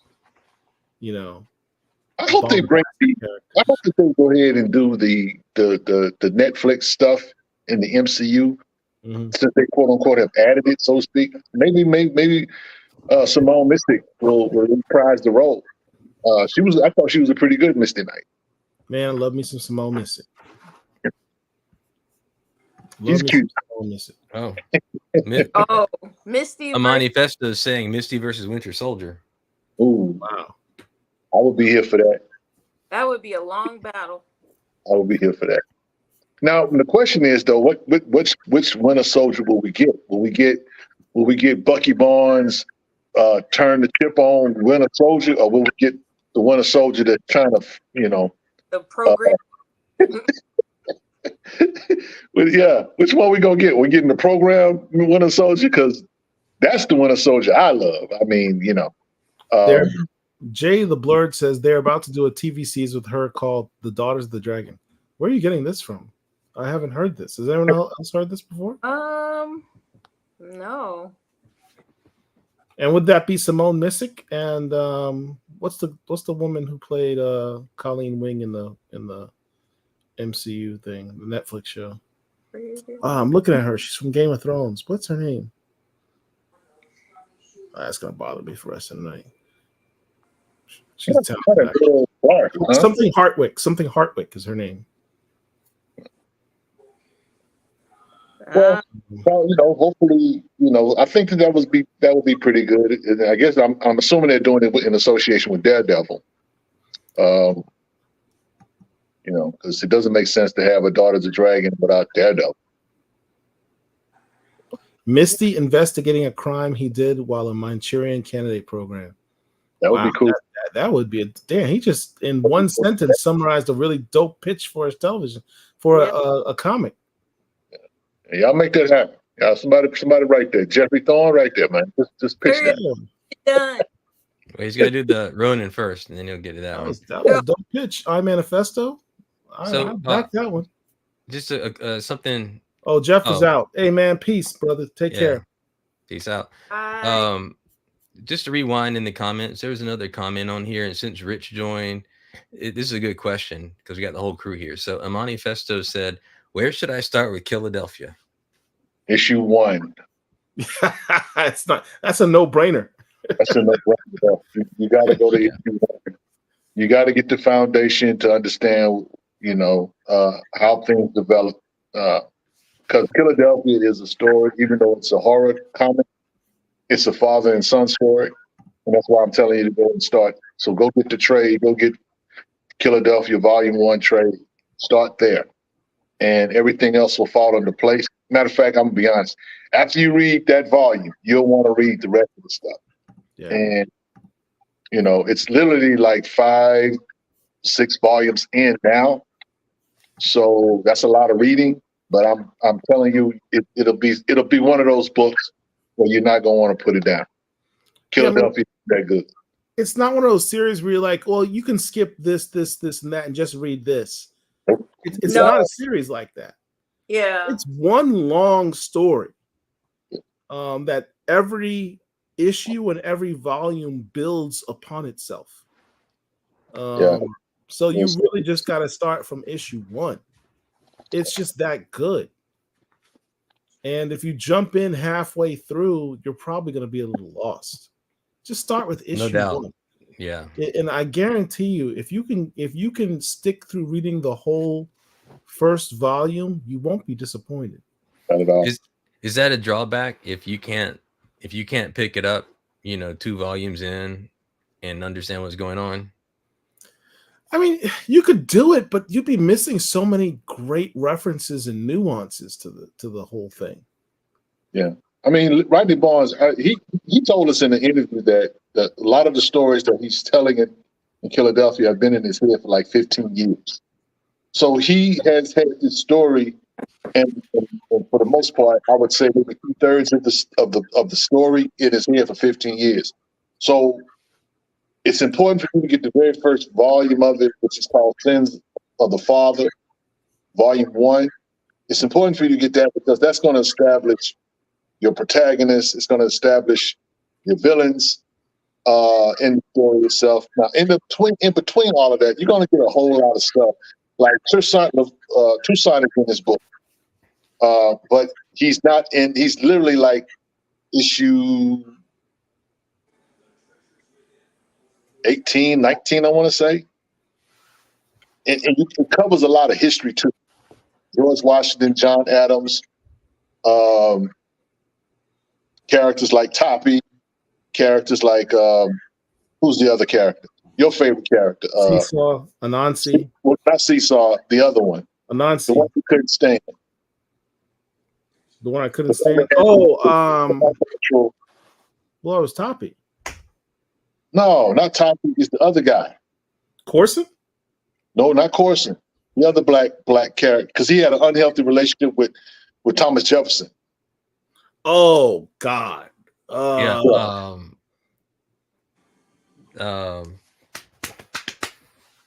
I can't think of his name offhand. Man, that brother made me feel so uncomfortable. But the story that he's telling is literally a story about history. So you get a lot of history in that particular book. But like I say, at the core of Killadelphia, at the beginning of it, it's a father and son story. And then it morphs into a real horror story. Yeah. But Jupiter, Frustrated Fan. Jupiter, that's it. Yeah. Jupiter. Thank you. Yep. So yeah, I mean, look, if you just want to buy one issue because you don't want to commit and you're not willing to do issue 1, I would say the upcoming issue 35, which is a crossover storyline where you're going to have Blackula, Savage Dragon, and Spawn all in the Killadelphia universe. That's going to be epic. That's going to be an epic book. So the next issue coming up, issue 35, would be a book I would definitely recommend picking up. I mean, here's the thing. You can go to your comic shop and they have what they call Image First. Yep. Image First books are only $1. Literally. You can literally get Killadelphia issue 1 for $1.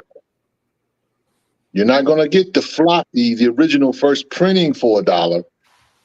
But you missed that train, but you can get issue 1 of Killadelphia for $1. You go to your LCS, you ask them, do you have any Image First books? And if they have a spinner rack, usually they have a spinner rack full of books of Image titles that you can get for $1. And Killadelphia is one of those books on that rack. You can get that for $1. So it's not going to cost you an arm and a leg to go pick up one. You just got to go and find it. And it's literally $1. You know what I'm saying? You don't have to, those of us that are comic book collectors and that kind of thing, and we want the first appearance and want the first print, this, that, and the third, second print of this, you're going to pay a little bit more money. You ain't going to pay $1 for that. But as wanting to just read the story, yeah. He said, "Oh, nice, Rich gives me the frugal say." Yeah, absolutely. So, yeah, you could do that. There's a lot of different things that you can pick up and just want to try that Image does. They did that with Monstrous. I think you can get Saga #1 for $1. I think you can get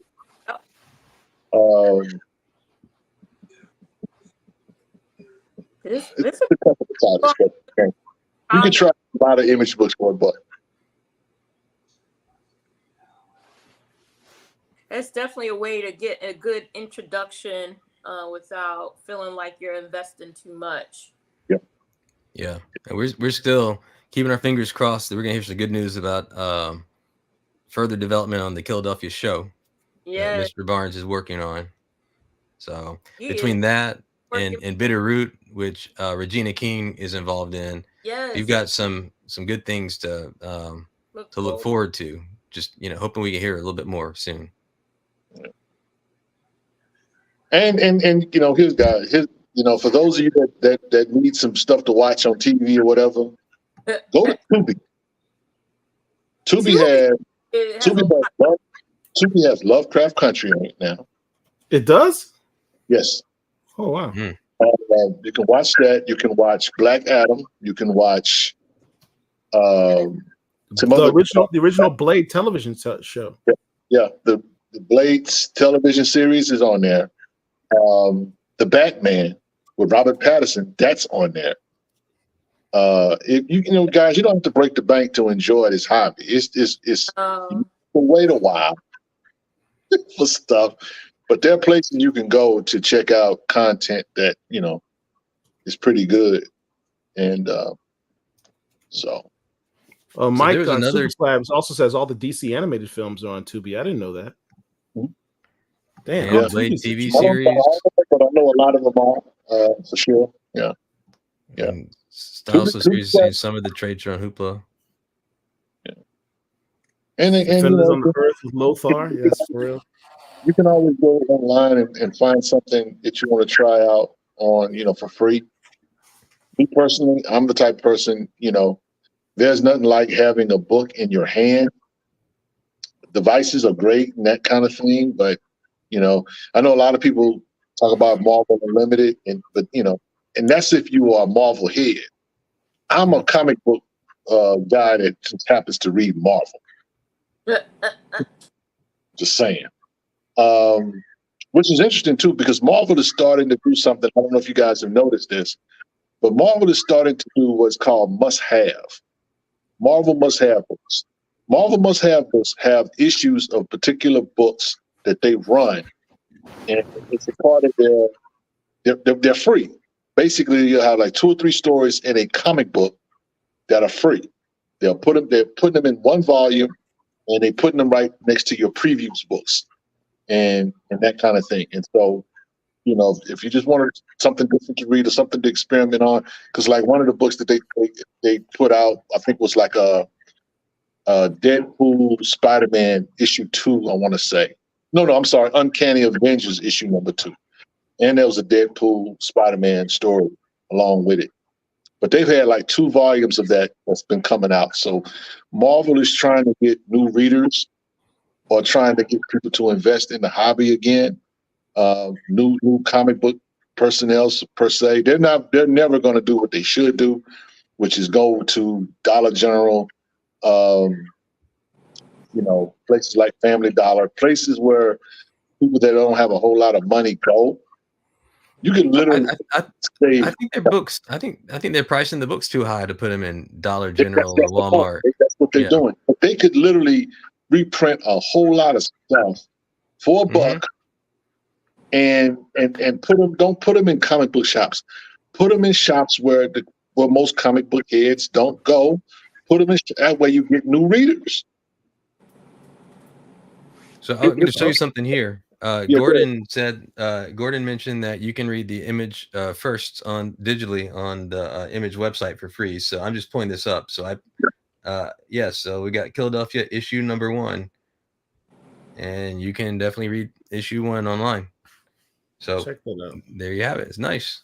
What's up? And not only that one, but all of Image's first issues. So you can see how many are on here. Yep. Okay. Yep. Nice. East, West. Yeah. I see some of the Top Cow stuff on there too. Yeah. Yeah. I was gonna say that Walmart has the bundles.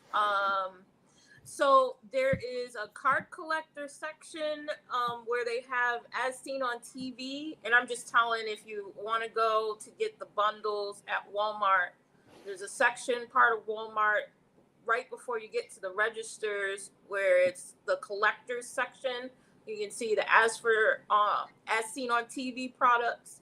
Where you get the baseball cards will be a section for the comic book bundles.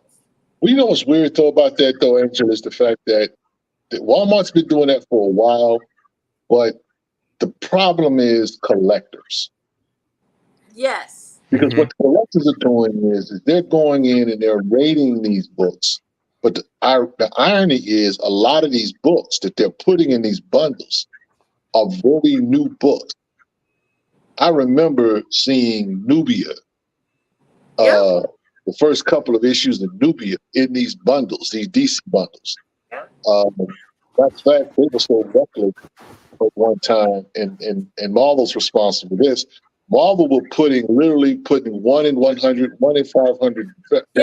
Ratio. Well, that was Diamond. That was Diamond doing that. Marvel didn't have anything to do with it. Diamond was just throwing their leftover 1 in 500s in those packs. Why Diamond is not doing business with Marvel anymore. I would guess so. Yeah.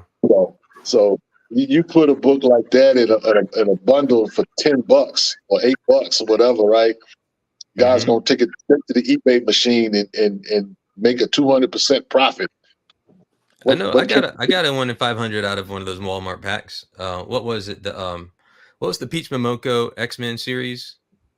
Demon Days. X-Men Demon Days. Yeah, I got her 1 in 500 cover out of a Walmart pack. That's just bananas. But that's what they were doing. And so I know that a lot of Walmarts are carrying them, but a lot of Walmarts are not carrying them for that specific reason. You would go in there. I mean, they were literally just opening up the packets to see what was in the book. And me personally, I would go in there and I would buy one. If I'm in there shopping with my wife or whatever, I'd just go ahead and grab one just on anything. I would a lot of times hate it because I would already most cases have already had the books in my collection. So they would also though have some of those. They would also have some Walmart specific variants though. Yeah. So I got one. Yeah, I got several Walmart specific variants as well. I know that I was so irritated with the Spec Game. They had put out I don't know if it was War Heroes, but there was a book that President Barack Obama was in. And Jim Lee did the cover. It was a Walmart exclusive. And that book went for crazy money. But of course, like all things, they come to an end. So now that book is in dollar and quarter bins now. But when it was first, $20, $30, that was crazy. So I know that a lot of people love the Spec Game. I'm not one of those people. I think I won't say it's bad for comics, but it's certainly not good for the comic person that doesn't have a lot of money. A guy comes in and buys everything off the shelf because he thinks this book is going to be worth a bunch of money, and another collector can't. He has to either wait to get it, or he has to go to the eBay machine and get it. I know here's the first, Paul. I don't know if it's the first, but the Black Panther third print, Ultimate Black Panther third print. Has a Black Panther book ever reached the third print? I'm not in my. Yeah, there've been those third prints before. Okay. Recently, I don't think recently. I know they definitely get a second print Black Panther book. I've never seen a Black Panther third print book, to my knowledge, I would say. Let me pull up my CLZ app here. Got that Spider-Man cover with all the different versions. That was a Walmart exclusive book. and the Fortnite book. Are you talking about the what was the guy's name? I'm blanking out on all the names tonight. I think I know which one you're talking about. They had a white version, a black version, a red version, a blue version of that cover. Amazing Spider-Man, was it 55? It was. Yeah. I forgot the artist's name. I see a lot of people are starting to Joe Illich I guess recently had a show with someone talking about MD Bright. So it's good to see Yes, I heard about that. getting some Posted it in his face. Yeah, getting some notoriety on MD Bright. I thought that was pretty cool. You know what's interesting? You know, routinely when these noted creators pass, Marvel will do a in memorial page for them in their books. I will be watching next month for the books to come out. Now, I will give him a pass for this week because he just passed last week and they probably already printed their books. But next month, I'm going to raise a stink if Marvel and DC do not release a memoriam for this creator, because his works for both of those companies were extensive, of high quality, and noted. You might as well get your shots locked and loaded. I sure don't think they're gonna do that. I don't either. It would be cool. It would be cool, but I'll be honest. I don't think they're gonna do it. And that's not because of my half glass empty philosophy when it comes to Marvel and DC particularly. Because I know what you're saying. They did it for Neil Adams. They've done it for other creators. We didn't get any of that with when John Paul de Leon passed. But I really didn't expect anybody would. But I don't know, bro. We'll see. There's a name. There's a name I was trying to remember. Patrick Gleason. Oh, Okay. There's also a Black Panther cover that Patrick Gleason did that's really nice as well. The issue 25, the all black one.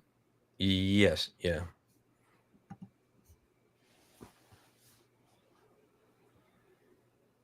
Y'all have to. There might not be a third book. I just want to tell everybody I cannot see the chat. So if you have anything for me or ask me whatever, I can't see it, so I don't know. So if I don't respond to something you ask, please. Yeah. I can't see it. I probably have a chat, but my tablet is acting. I don't get enough. So Frustrated says, remember when they did it for Michael Turner, and he was a really young artist when he passed. And then Hype Style says, who are the top Marvel editors to put on blast? Forever props to MD Bright. We'll see what they do. We have to give them a minute to do it. So Rich, if you didn't see the previous comments, there was one from Frustrated. The bundles is how I got into the medieval Black Lightning story. Okay. Okay, it says medieval. Are you talking about the Dark Knights of Steel by Tom Taylor? You talking about that book? That book where he killed my man in the second issue? That book? What you talking about? Stabbed him in the back. Tom Taylor style. A lot of people don't realize Tom Taylor has a history of stabbing characters in the back. It's like a thing with him. And again, it's going on 6-7 years since Black Lightning has been in the self-titled book. Well, who's counting? Rich was actually counting. He said 6-7 years. I did warn you about that earlier, did I not? Yeah. So, it is what it is. My man can't get a sniff. Marvel, DC's first self-titled black superhero to have a self-titled book, does not have a book, is not seen in a book, was in a DC Power book in a cell phone picture. Not even in a team book as a backup character. Not even that. At least Dennis Callum gave him the gold medal in his cover. Yeah, you know, and shout out to Dennis Cowan for doing that. But that is definitely a comic book crime that he's not in a book in a large role. MD Bright literally was hugely responsible for me getting hardcore into comics. He said, "Don't you mean the DC Pride book?" No, he was in DC Power. He was in DC Power 2024, and a picture of him in a cell phone. You know, so that was a real talent. That was a real talent. MD Bright's the truth. I might try to get the apartheid Black Power fist. I might try to get that on a T-shirt. That'd be dope. That cover would be dope. Yeah. I have a lot of, you know, to your point, Paul. I have a lot of MD Bright in my collection. Shout out to Armani Latif, who I didn't even know that part was available on CLZ, where you could look up artists, pencilers, and that kind of thing, cover artists. I didn't even know that existed on CLC. Absolutely. I just basically scanned my book, and I got it, and that's it. Oh man, there's so many category breakdowns. I love it. I absolutely love it.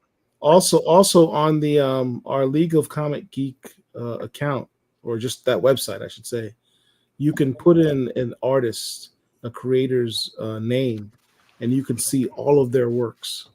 Every issue, every book, every series, they even break it down as creators, characters that creators are responsible for creating. They even give you that, highly detailed. Very nice. So if you want to collect a bunch of MD Bright books, those are good resources to go check out. Okay, that's what's up. There was a post in the BCL community over the past week, had to do with Patriot. I can't remember what it was saying about him, but it got me thinking about, you know, his first appearance, and then the prior to first appearances, because there's like two books. Like, I guess Young Avengers #1 is his first appearance, right? Right. But there's two other books that he was in before that I guess were like previews, I guess you could call it, right? One was a previews magazine. I think that was #1. And then there's a Young Gun sketchbook as well. Okay. I hadn't heard of those before. This is the Young Gun sketchbook, Paul. I knew he was setting us up. Oh, flexing. Yeah. So you got Patriot and a few other Young Avengers showing up in here, but they're also in a previews book that came out like maybe a week before the Young Gun sketchbook. Do y'all think that the Young Avengers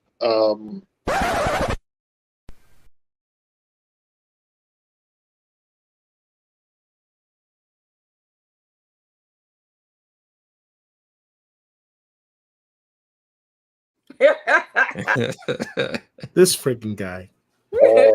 do y'all think the Young Avengers, you know, they seem like the MCU is being set up to do the Young Avengers, right? But my question is, and I say this respectfully to all the Young Avengers fans out there. Do we really want the Young Avengers? And if so, why? Because I wanted the original Young Avengers. I don't want the ones they're setting up, if I'm honest with you. That's just me. You know, you brought up Patriot, and Patriot is cool. I kind of wish that they would do more stuff around Isaiah Bradley.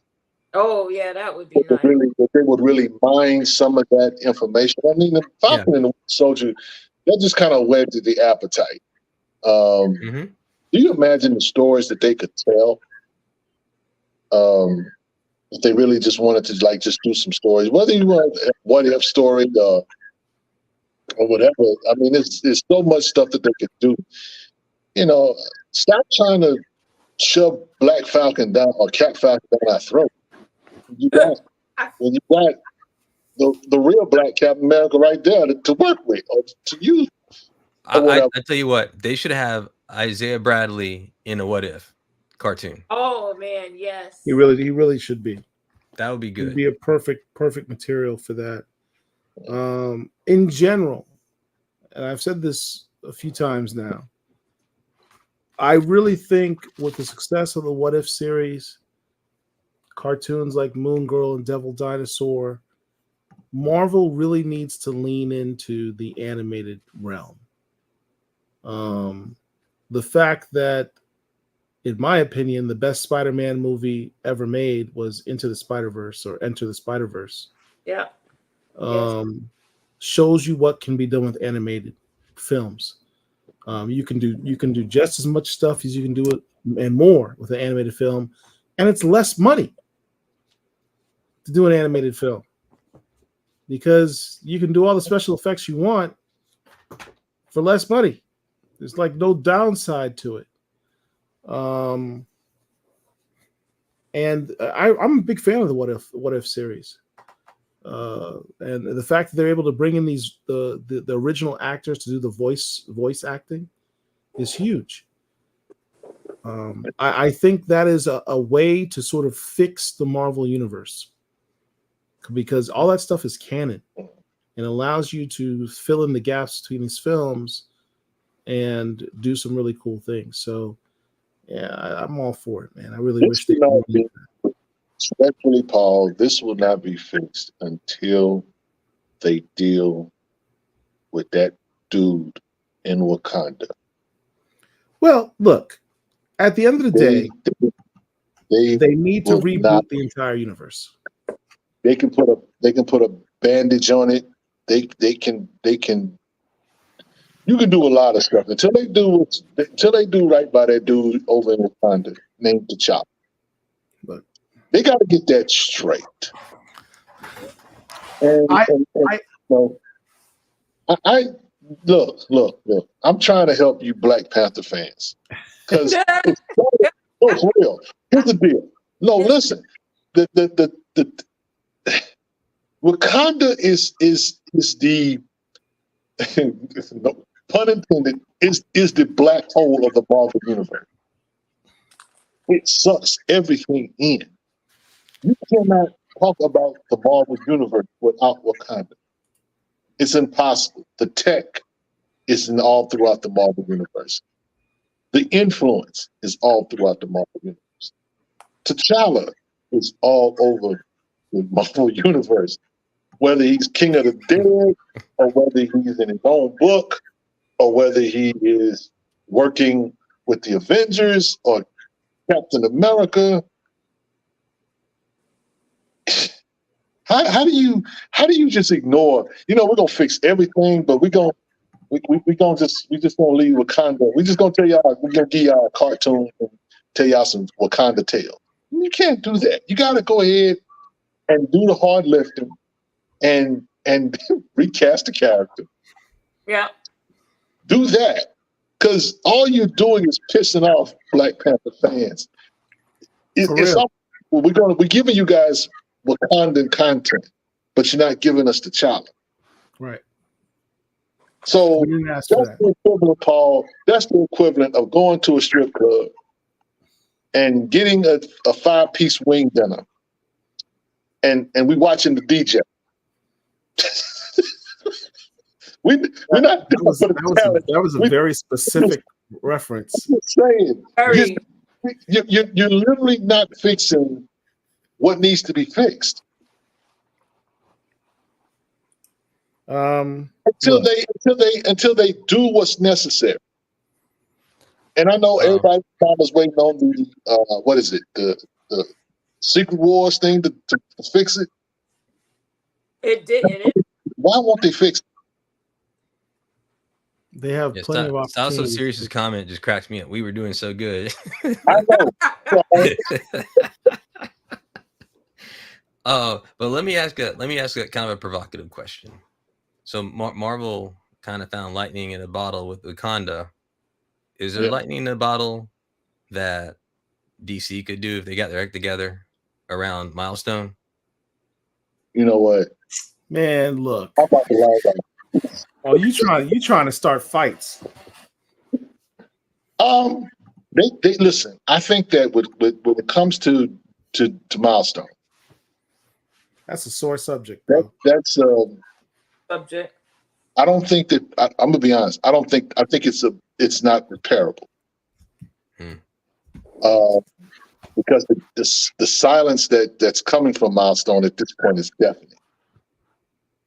They're not doing anything. We have nothing on the horizon. And you know how I know we ain't got nothing on the horizon? Because the good people at DC had not talked to the people in the back. Nope. About an interview with a creator, an artist, or nope. Nothing. Silence. Y'all telling Marvel, DC, Milestone, you're telling on yourselves. MD Bright, the chief artist on the Icon series for Milestone, just passed. And I did not see a single release from Milestone on any social media regarding that. Nothing. Bupkis. I understand if there's some internal problems about why books can't be made, but you got to at least have a social media guy to say rest in peace to one of the co-creator of friggin' Icon, MD Bright, co-creator. Where'd there go? Too many chiefs. And nobody decides to even send out a tweet or a Facebook post or nothing. How I don't know if the company exists. I don't know. I'm not going to say anything more. I'm just saying that clearly there are things that are going on at the company that we're unaware of. But see, here's the thing, Paul. You know what's disturbing about all of this is that we're talking about the apex predator at Marvel, talking about T'Challa, and we're talking about the apex predator of DC, which is Milestone. Yeah. Two inactive IPs. Now, of course, we got the Ultimate Universe. Shout out to Brian Hill. Which doesn't count because it's not the 616 universe. Which doesn't count, which is why the whole thing is kind of a sore spot. Because I'm like, y'all got to get this right, man. I won't listen. I don't know any. I have watched the internets and Angel. I troll the internets at times to see, what's out here in the jungle, and I have come back from Wakanda, and I have I got to the border, and I would never get across, but I got to the border and I just kind of peeked over, and the tribes are restless. Nobody's happy. I'm like, Marvel, y'all got a real problem. Your guy, who is an amazing character. I went in Ollie's the other day, and listen, Wakanda Forever's toy merchandise lot is all at Ollie's. Whether we're talking about the Quinjet, whether we're talking about a Koye, whether we're talking about Namor, all of it is at Ollie's. It's not at Target. It's not at Walgreens. It's all at Ollie, and it pridefully says Wakanda Forever on it. And I said to myself when I walked down this aisle, I said, you know what? This is a doggone shame. I guess they got rid of all of the Blue Marvel stuff. I didn't see no Blue Marvel stuff, but I think a whole bunch of Wakanda Forever merchandise. So all I'm saying is, y'all gotta do right by this dude. Y'all have to recast him. Y'all, it's great that y'all want to put cartoons and video games and all of that. That's fine. But until you get somebody that's doing a run on that book in the 616 and recast that dude, you're going to have an unhappy fan base. Shout out to Brian Edward here, because he's trying to tell y'all I can write this book. Yes. But the question is, will they let him? And will they allow him to make the hard pivot when it comes to that? Because here's the thing. Eve Ewing's run was a nice salad, but it was not a dinner. It was a nice salad. And that's no shade to her. But it's we didn't even get to the main course. No. We got croutons, Paul, and we didn't even get a chef salad. We got a Caesar salad. We got some chicken. Damn. We just got little salads, little frozen cheese on top of this. That's what we got. And the run was done. So how do we get this right, bro? Because I hear you and Mark talk on Friday nights, and like I said, Angel, I troll the internets, and I go to other places where Black Panther is like the king, and they not happy. No, they're not. They not happy at all. I want to get them dudes a hug. I want to tell them it's gonna be all right. And me and Paul know when we went to that John Ridley run. I said, Paul, hold on. We don't know where he goes. And what did I tell you? I tell you this run is trash. You're like, oh, give it a chance. Give it a chance. Bro, it's been 7 months. I don't need to give it more of a chance. So, but they gotta really pivot and make that run right. And they gotta, because to me, you really don't advance the 616 without him. How you gonna bring in the Fantastic Four, where he has his first appearance in? Yeah. And there's no T'Challa. How you gonna bring in the X-Men with Aurora? Are we just gonna really ignore Reginald Hudlin's run? That what y'all want to do, Marvel? Sure, they're gonna have Forge. Well, they're doing it. They're doing that already. It's like a silhouette. That's my point. It's like an empty That's space. my point. The negative space cover. They're absolutely leaving them out. And then I checked on Milestone's social media. Their last really official post was June 24, 2023. Damn. They were at a comic book signing at a comic shop. That's their last official post. That's a damn shame. All those other posts, and I noticed on Facebook, they were reposting from other pages, including including our page. So no, Martin, they have no media presence right now. You know what, Paul? I think it's up to the Black comic lords to just, we need to commandeer the Milestone page. Oh, I'm ready. Oh, what did Angel just said? Some of the last activity is stuff that we did where we tagged them on. Yeah. I think it's time for us to go ahead. It's like, you know what? Since y'all don't want to do it, we're gonna do it. We're gonna mess with y'all until y'all gonna have to say something to this. Because they can't say we didn't try.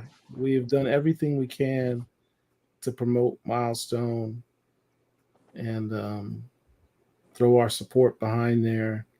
I had damn sure have enough books of Milestone with the second iteration in my collection, multiple copies. I think it was a scam. I think it was a scam, Paul. I don't know, man. It hurts. It hurts my heart because of how important Milestone is to me personally. I don't know if they're coming back. And that's a story that's going to be left untold unless there's some secret documentary we don't know about that's going to come out in 5 years. Well, the doc, from what I understand, the doc from Max has been full. It's not even on there no more. Where's Club Shay Shay? We need to have Club Shay Shay interview the Milestone people. That'd be too much alcohol. I need Cat Williams to spill the tea on Milestone. Oh Comics. man. It is what it is. Hopefully, at some point they will turn. If nothing else, let me just make this appeal to Milestone. If you guys are done, and you're really done, y'all let Static go. Y'all send Static to, either send him to DC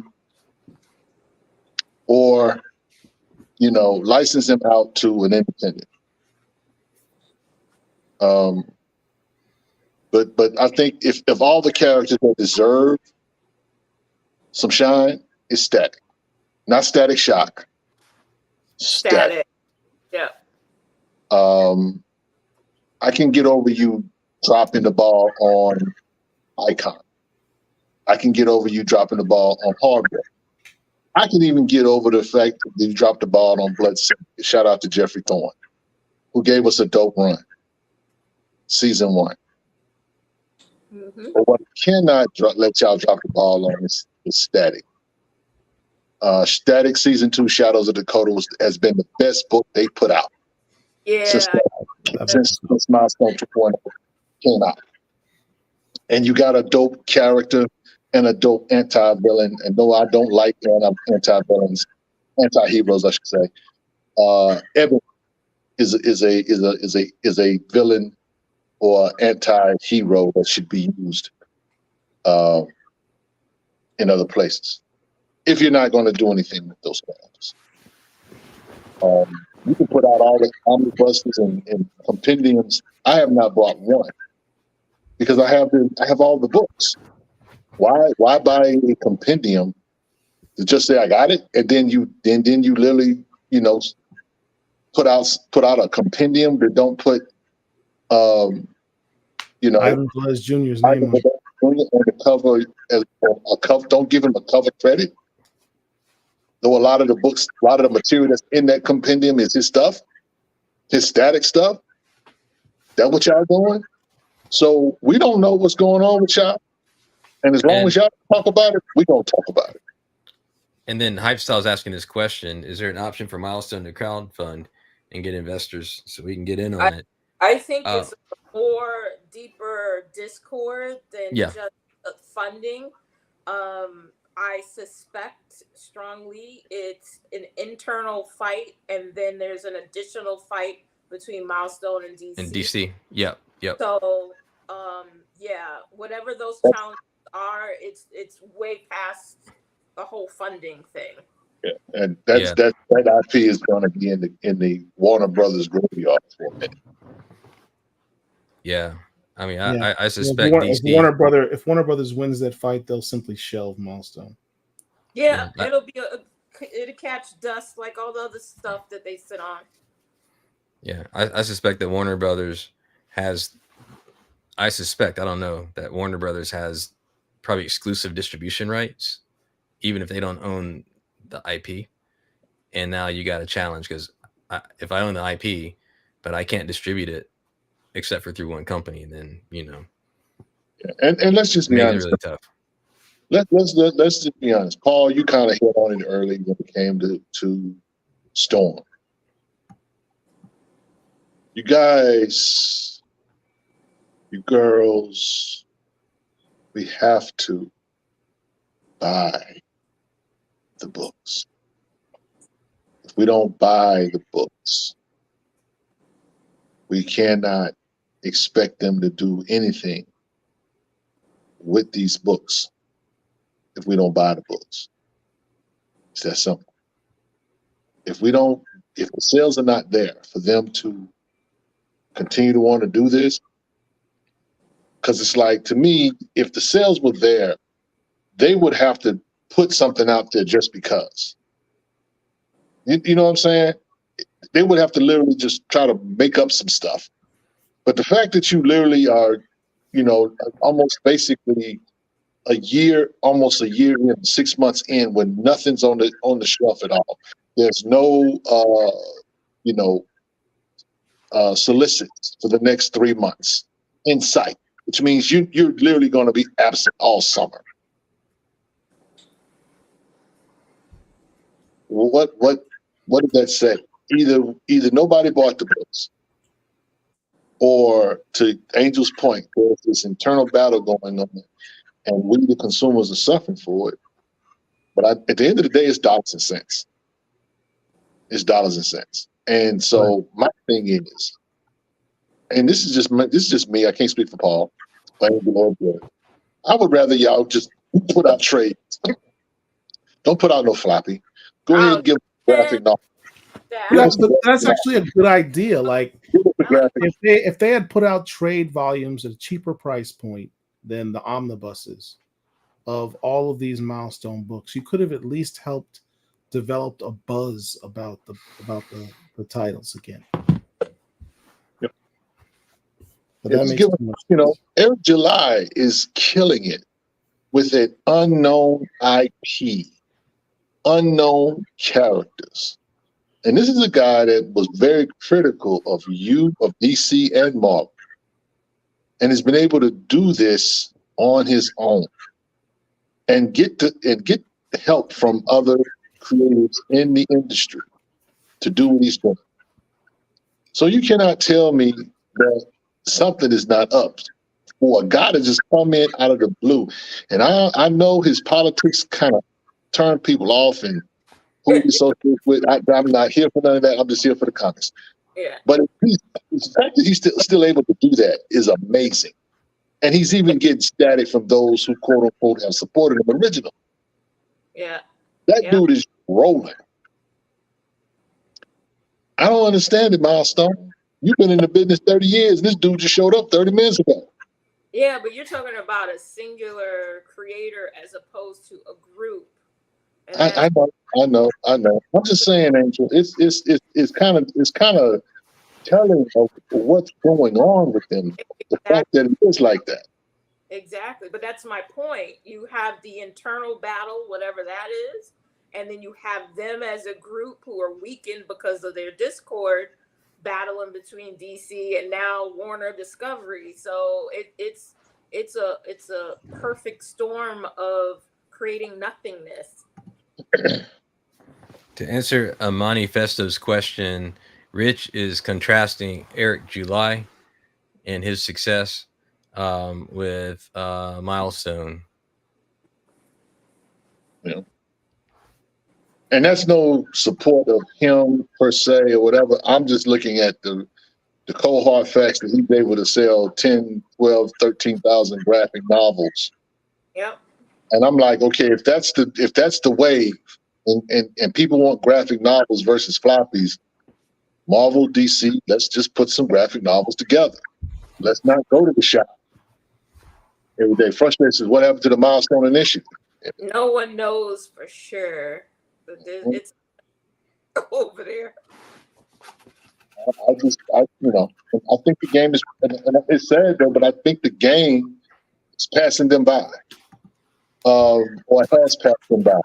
Shout out to Concrete, shout out to Advent, shout out to Godhood, shout out to all of these Black independent companies, Black Sands, and everyone that's involved in the Epiphany Engine project. Shout out to them, because Milestone at one time was the beacon, was the light. Now that light has dimmed, and we're really watching this thing go down in real time. That's what's disturbing for me, And me and Paul, we kind of went back and forth when Milestone returned, and they retconned the Big Bang event and made it a Black Lives Matter protest. I told Paul then they didn't need to do that. I knew they was in trouble then. I was like, okay, they had a successful formula that they used in the 90s, and I understand you want to modernize things, but you didn't add one fan to your roster. The static fans are the static fans, and they've been the static fans. I don't know any new static fans. But this is a project that's coming out. I think the Kickstarter will start Juneteenth. Yeah. And so, guys, get your bread ready to be able to experience history. 192-page graphic novel. Yeah. It's gonna be good. Yep. And Black Heroes Club is listing a few of our Black indie comic labels. So we'll take this opportunity just quickly to put up on screen. Hold on just a moment. Our Black Indies page on blackcomiclords.net. So in case you don't know, we have a page where we're listing, our Black indie comic companies. So that if you don't know about where to, if you're looking for some companies you want to find out about, come to this page, and I'll click on one, Advent Comics. Take you straight. I think the guy that's 50 Comics, if I'm not mistaken, that's the guy that I did a panel with Houston at Comic Palooza. Really? Yeah. Okay. So hold on a minute. So this guy here, right? I believe 50 that's Comics. Okay, let's click on that one then. There's the 50 Comics page. So one place you can go to find a great listing of Black indie comic companies.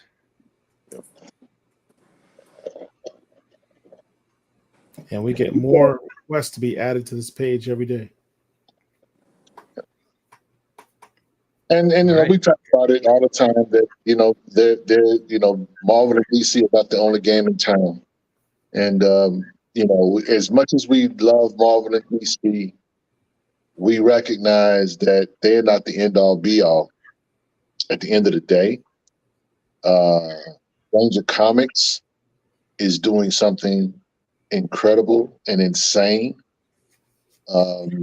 The stuff that they're doing with the guys that are doing the Robert Small project, they're trying to get that movie made, but they're doing a graphic novel as well. That's going to be pretty amazing.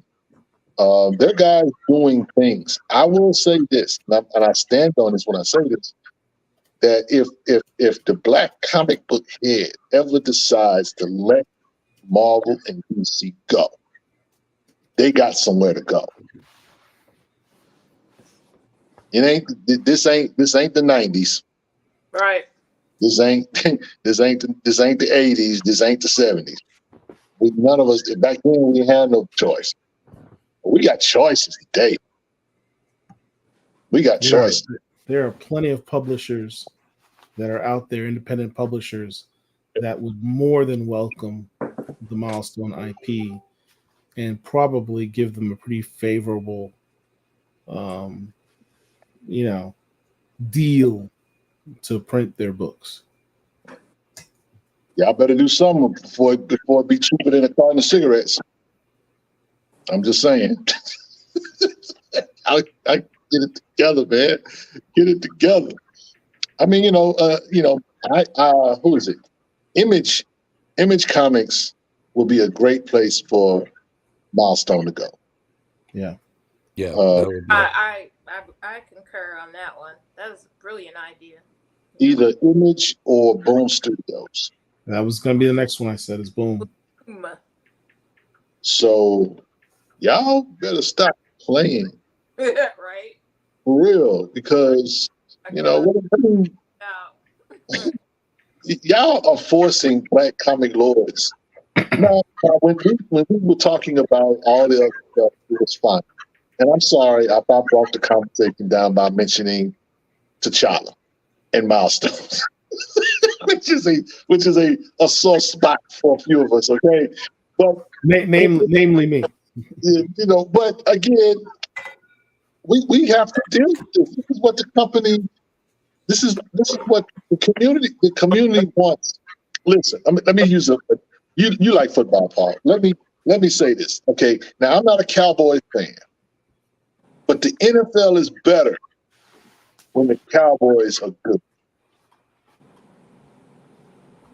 Marvel is better when T'Challa is on one.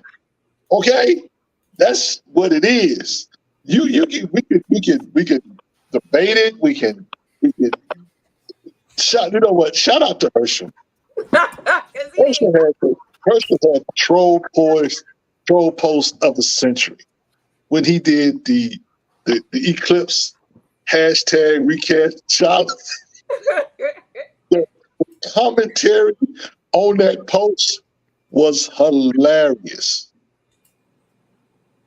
It's kind of like he's saying, you know, he's serious when he say recast T'Challa. He just wanted to remind y'all, while y'all tripping on the sun and the moon doing their thing, this is what y'all really need to be thinking about. But it's one of those things though that if T'Challa is not in the plans of the MCU, the Black presence of comics is not there. Sorry, Falcon. Sorry, Captain America. Sorry, War Machine. Y'all don't count. We want you to count, but you don't really count. And the fact that Samuel L. Jackson saying in his commentary that he had never, as Nick Fury, he had never been to Wakanda, tells you all you need to know. It's about that dude in Wakanda. Speaking of Wakanda, we're going to Atlantic Comic Con 2024. 17th and the 18th at the Sheraton Norfolk Waterside Hotel. Yeah, so if you haven't already, go and pencil this in on your calendar. It's a great Comic-Con, great opportunity. A lot of good names showing up there. Be one of those. Yeah. Matter of fact, they just added Derek, the sister Wedded, who did Kiana Wedded? Yes. Yeah. She's going. He did. Where is it? I have the book. And the Black Comic Lords will be. Let me not say that. All right, it is. We'll be there in spirit. Black Comic Lords are attending. It says that on the website. We're going to be panel moderators. Yeah. Y'all gonna be panel moderators. I'm gonna be buying books. I'm gonna be out there trying to con somebody out of heaven or something. I don't know. Just like how you're on sabbatical right now. Also, make sure you like and subscribe. Subscribe to this channel. Hit the bell so you know when we're on. Hey, Rich, Real Talk with Rich is on hiatus right now, but April 21st. April 21st, returning from hiatus. So get ready. iManifesto says I already had me some 761st Black Panther Squadron's T-shirt patch on jacket. Nice. I just got my shirt in the mail yesterday. If I had it upstairs, I'd show it to you. But yeah, I got the shirt myself. That's a dope shirt. That's a dope patch for the 761st. Yes, please like the live. Tank Battalion. Yeah. Be sure to check out our playlist. You know, we got a healthy lineup of live shows, interviews, roundtables. We'll have some more interviews coming up very soon. So stay tuned. All right. Well, I'm tired, everyone. Thank you all for watching us. Thank you. I have to go to work in the morning. Yeah, we really appreciate you, chat. Rich, thank you for joining us on hiatus. We got to see the youthful version of Rich. No, this is the well-rested version of Rich. This is Rich when he gets sleep. Yeah, I got some sleep, man. You see how pleasant he is? I'm not no spring chicken, man. I'd be having to get some sleep. Normally, Rich an hour ago would be like, man, I'm ready to go to bed. Dude, this show's going on too. I'm tired. I ain't no spring chicken. I'm not no spring chicken. He was relaxed. Look at him smiling and looking all clean with the cufflinks. I'm just listen. When God says sit down somewhere and sit down.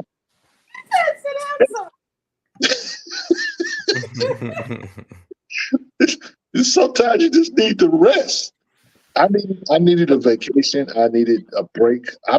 Look, if you guys knew what I was dealing with, some of you guys know. But suffice to say, life happens. And when life happens, you have to like take the time to like unplug, recharge, reflect.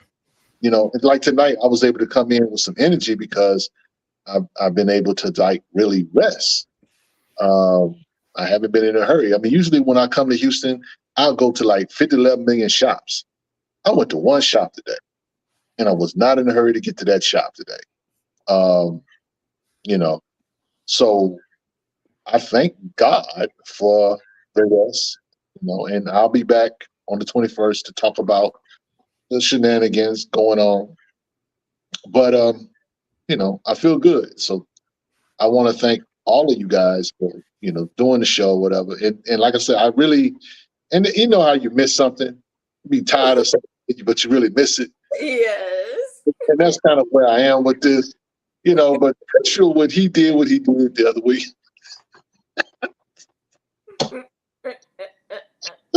I was on TV. Let me ask you this. Have y'all ever had a car go dead on you from no gas in it? Yeah. That sucks. I just looked at Paul. You know what? Good night, y'all. I was so disgusted. And Hershey was like, my bad. You know, he wasn't like remorseful, like, oh man, I'm so sorry, y'all. He just, my bad. It's lucky we were over the internet, or else somebody probably would have got choked. Oh.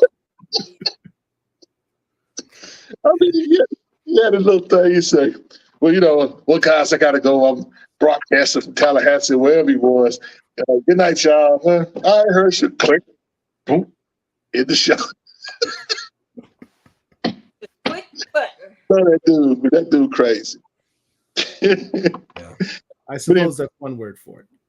Yeah. That's funny. He's now a winter turkey. And me, you know, I'm 56 years old. Damn!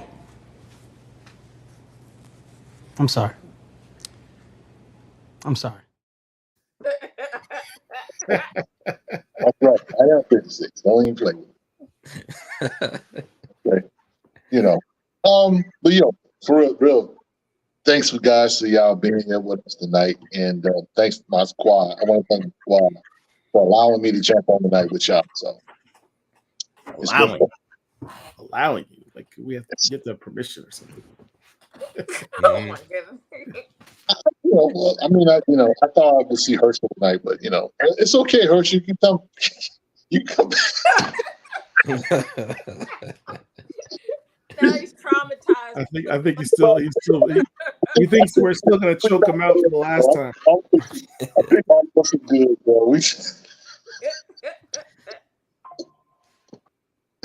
But anyway, Anybody who doesn't know what we're talking about, just go back and watch our last show. Go to the very end.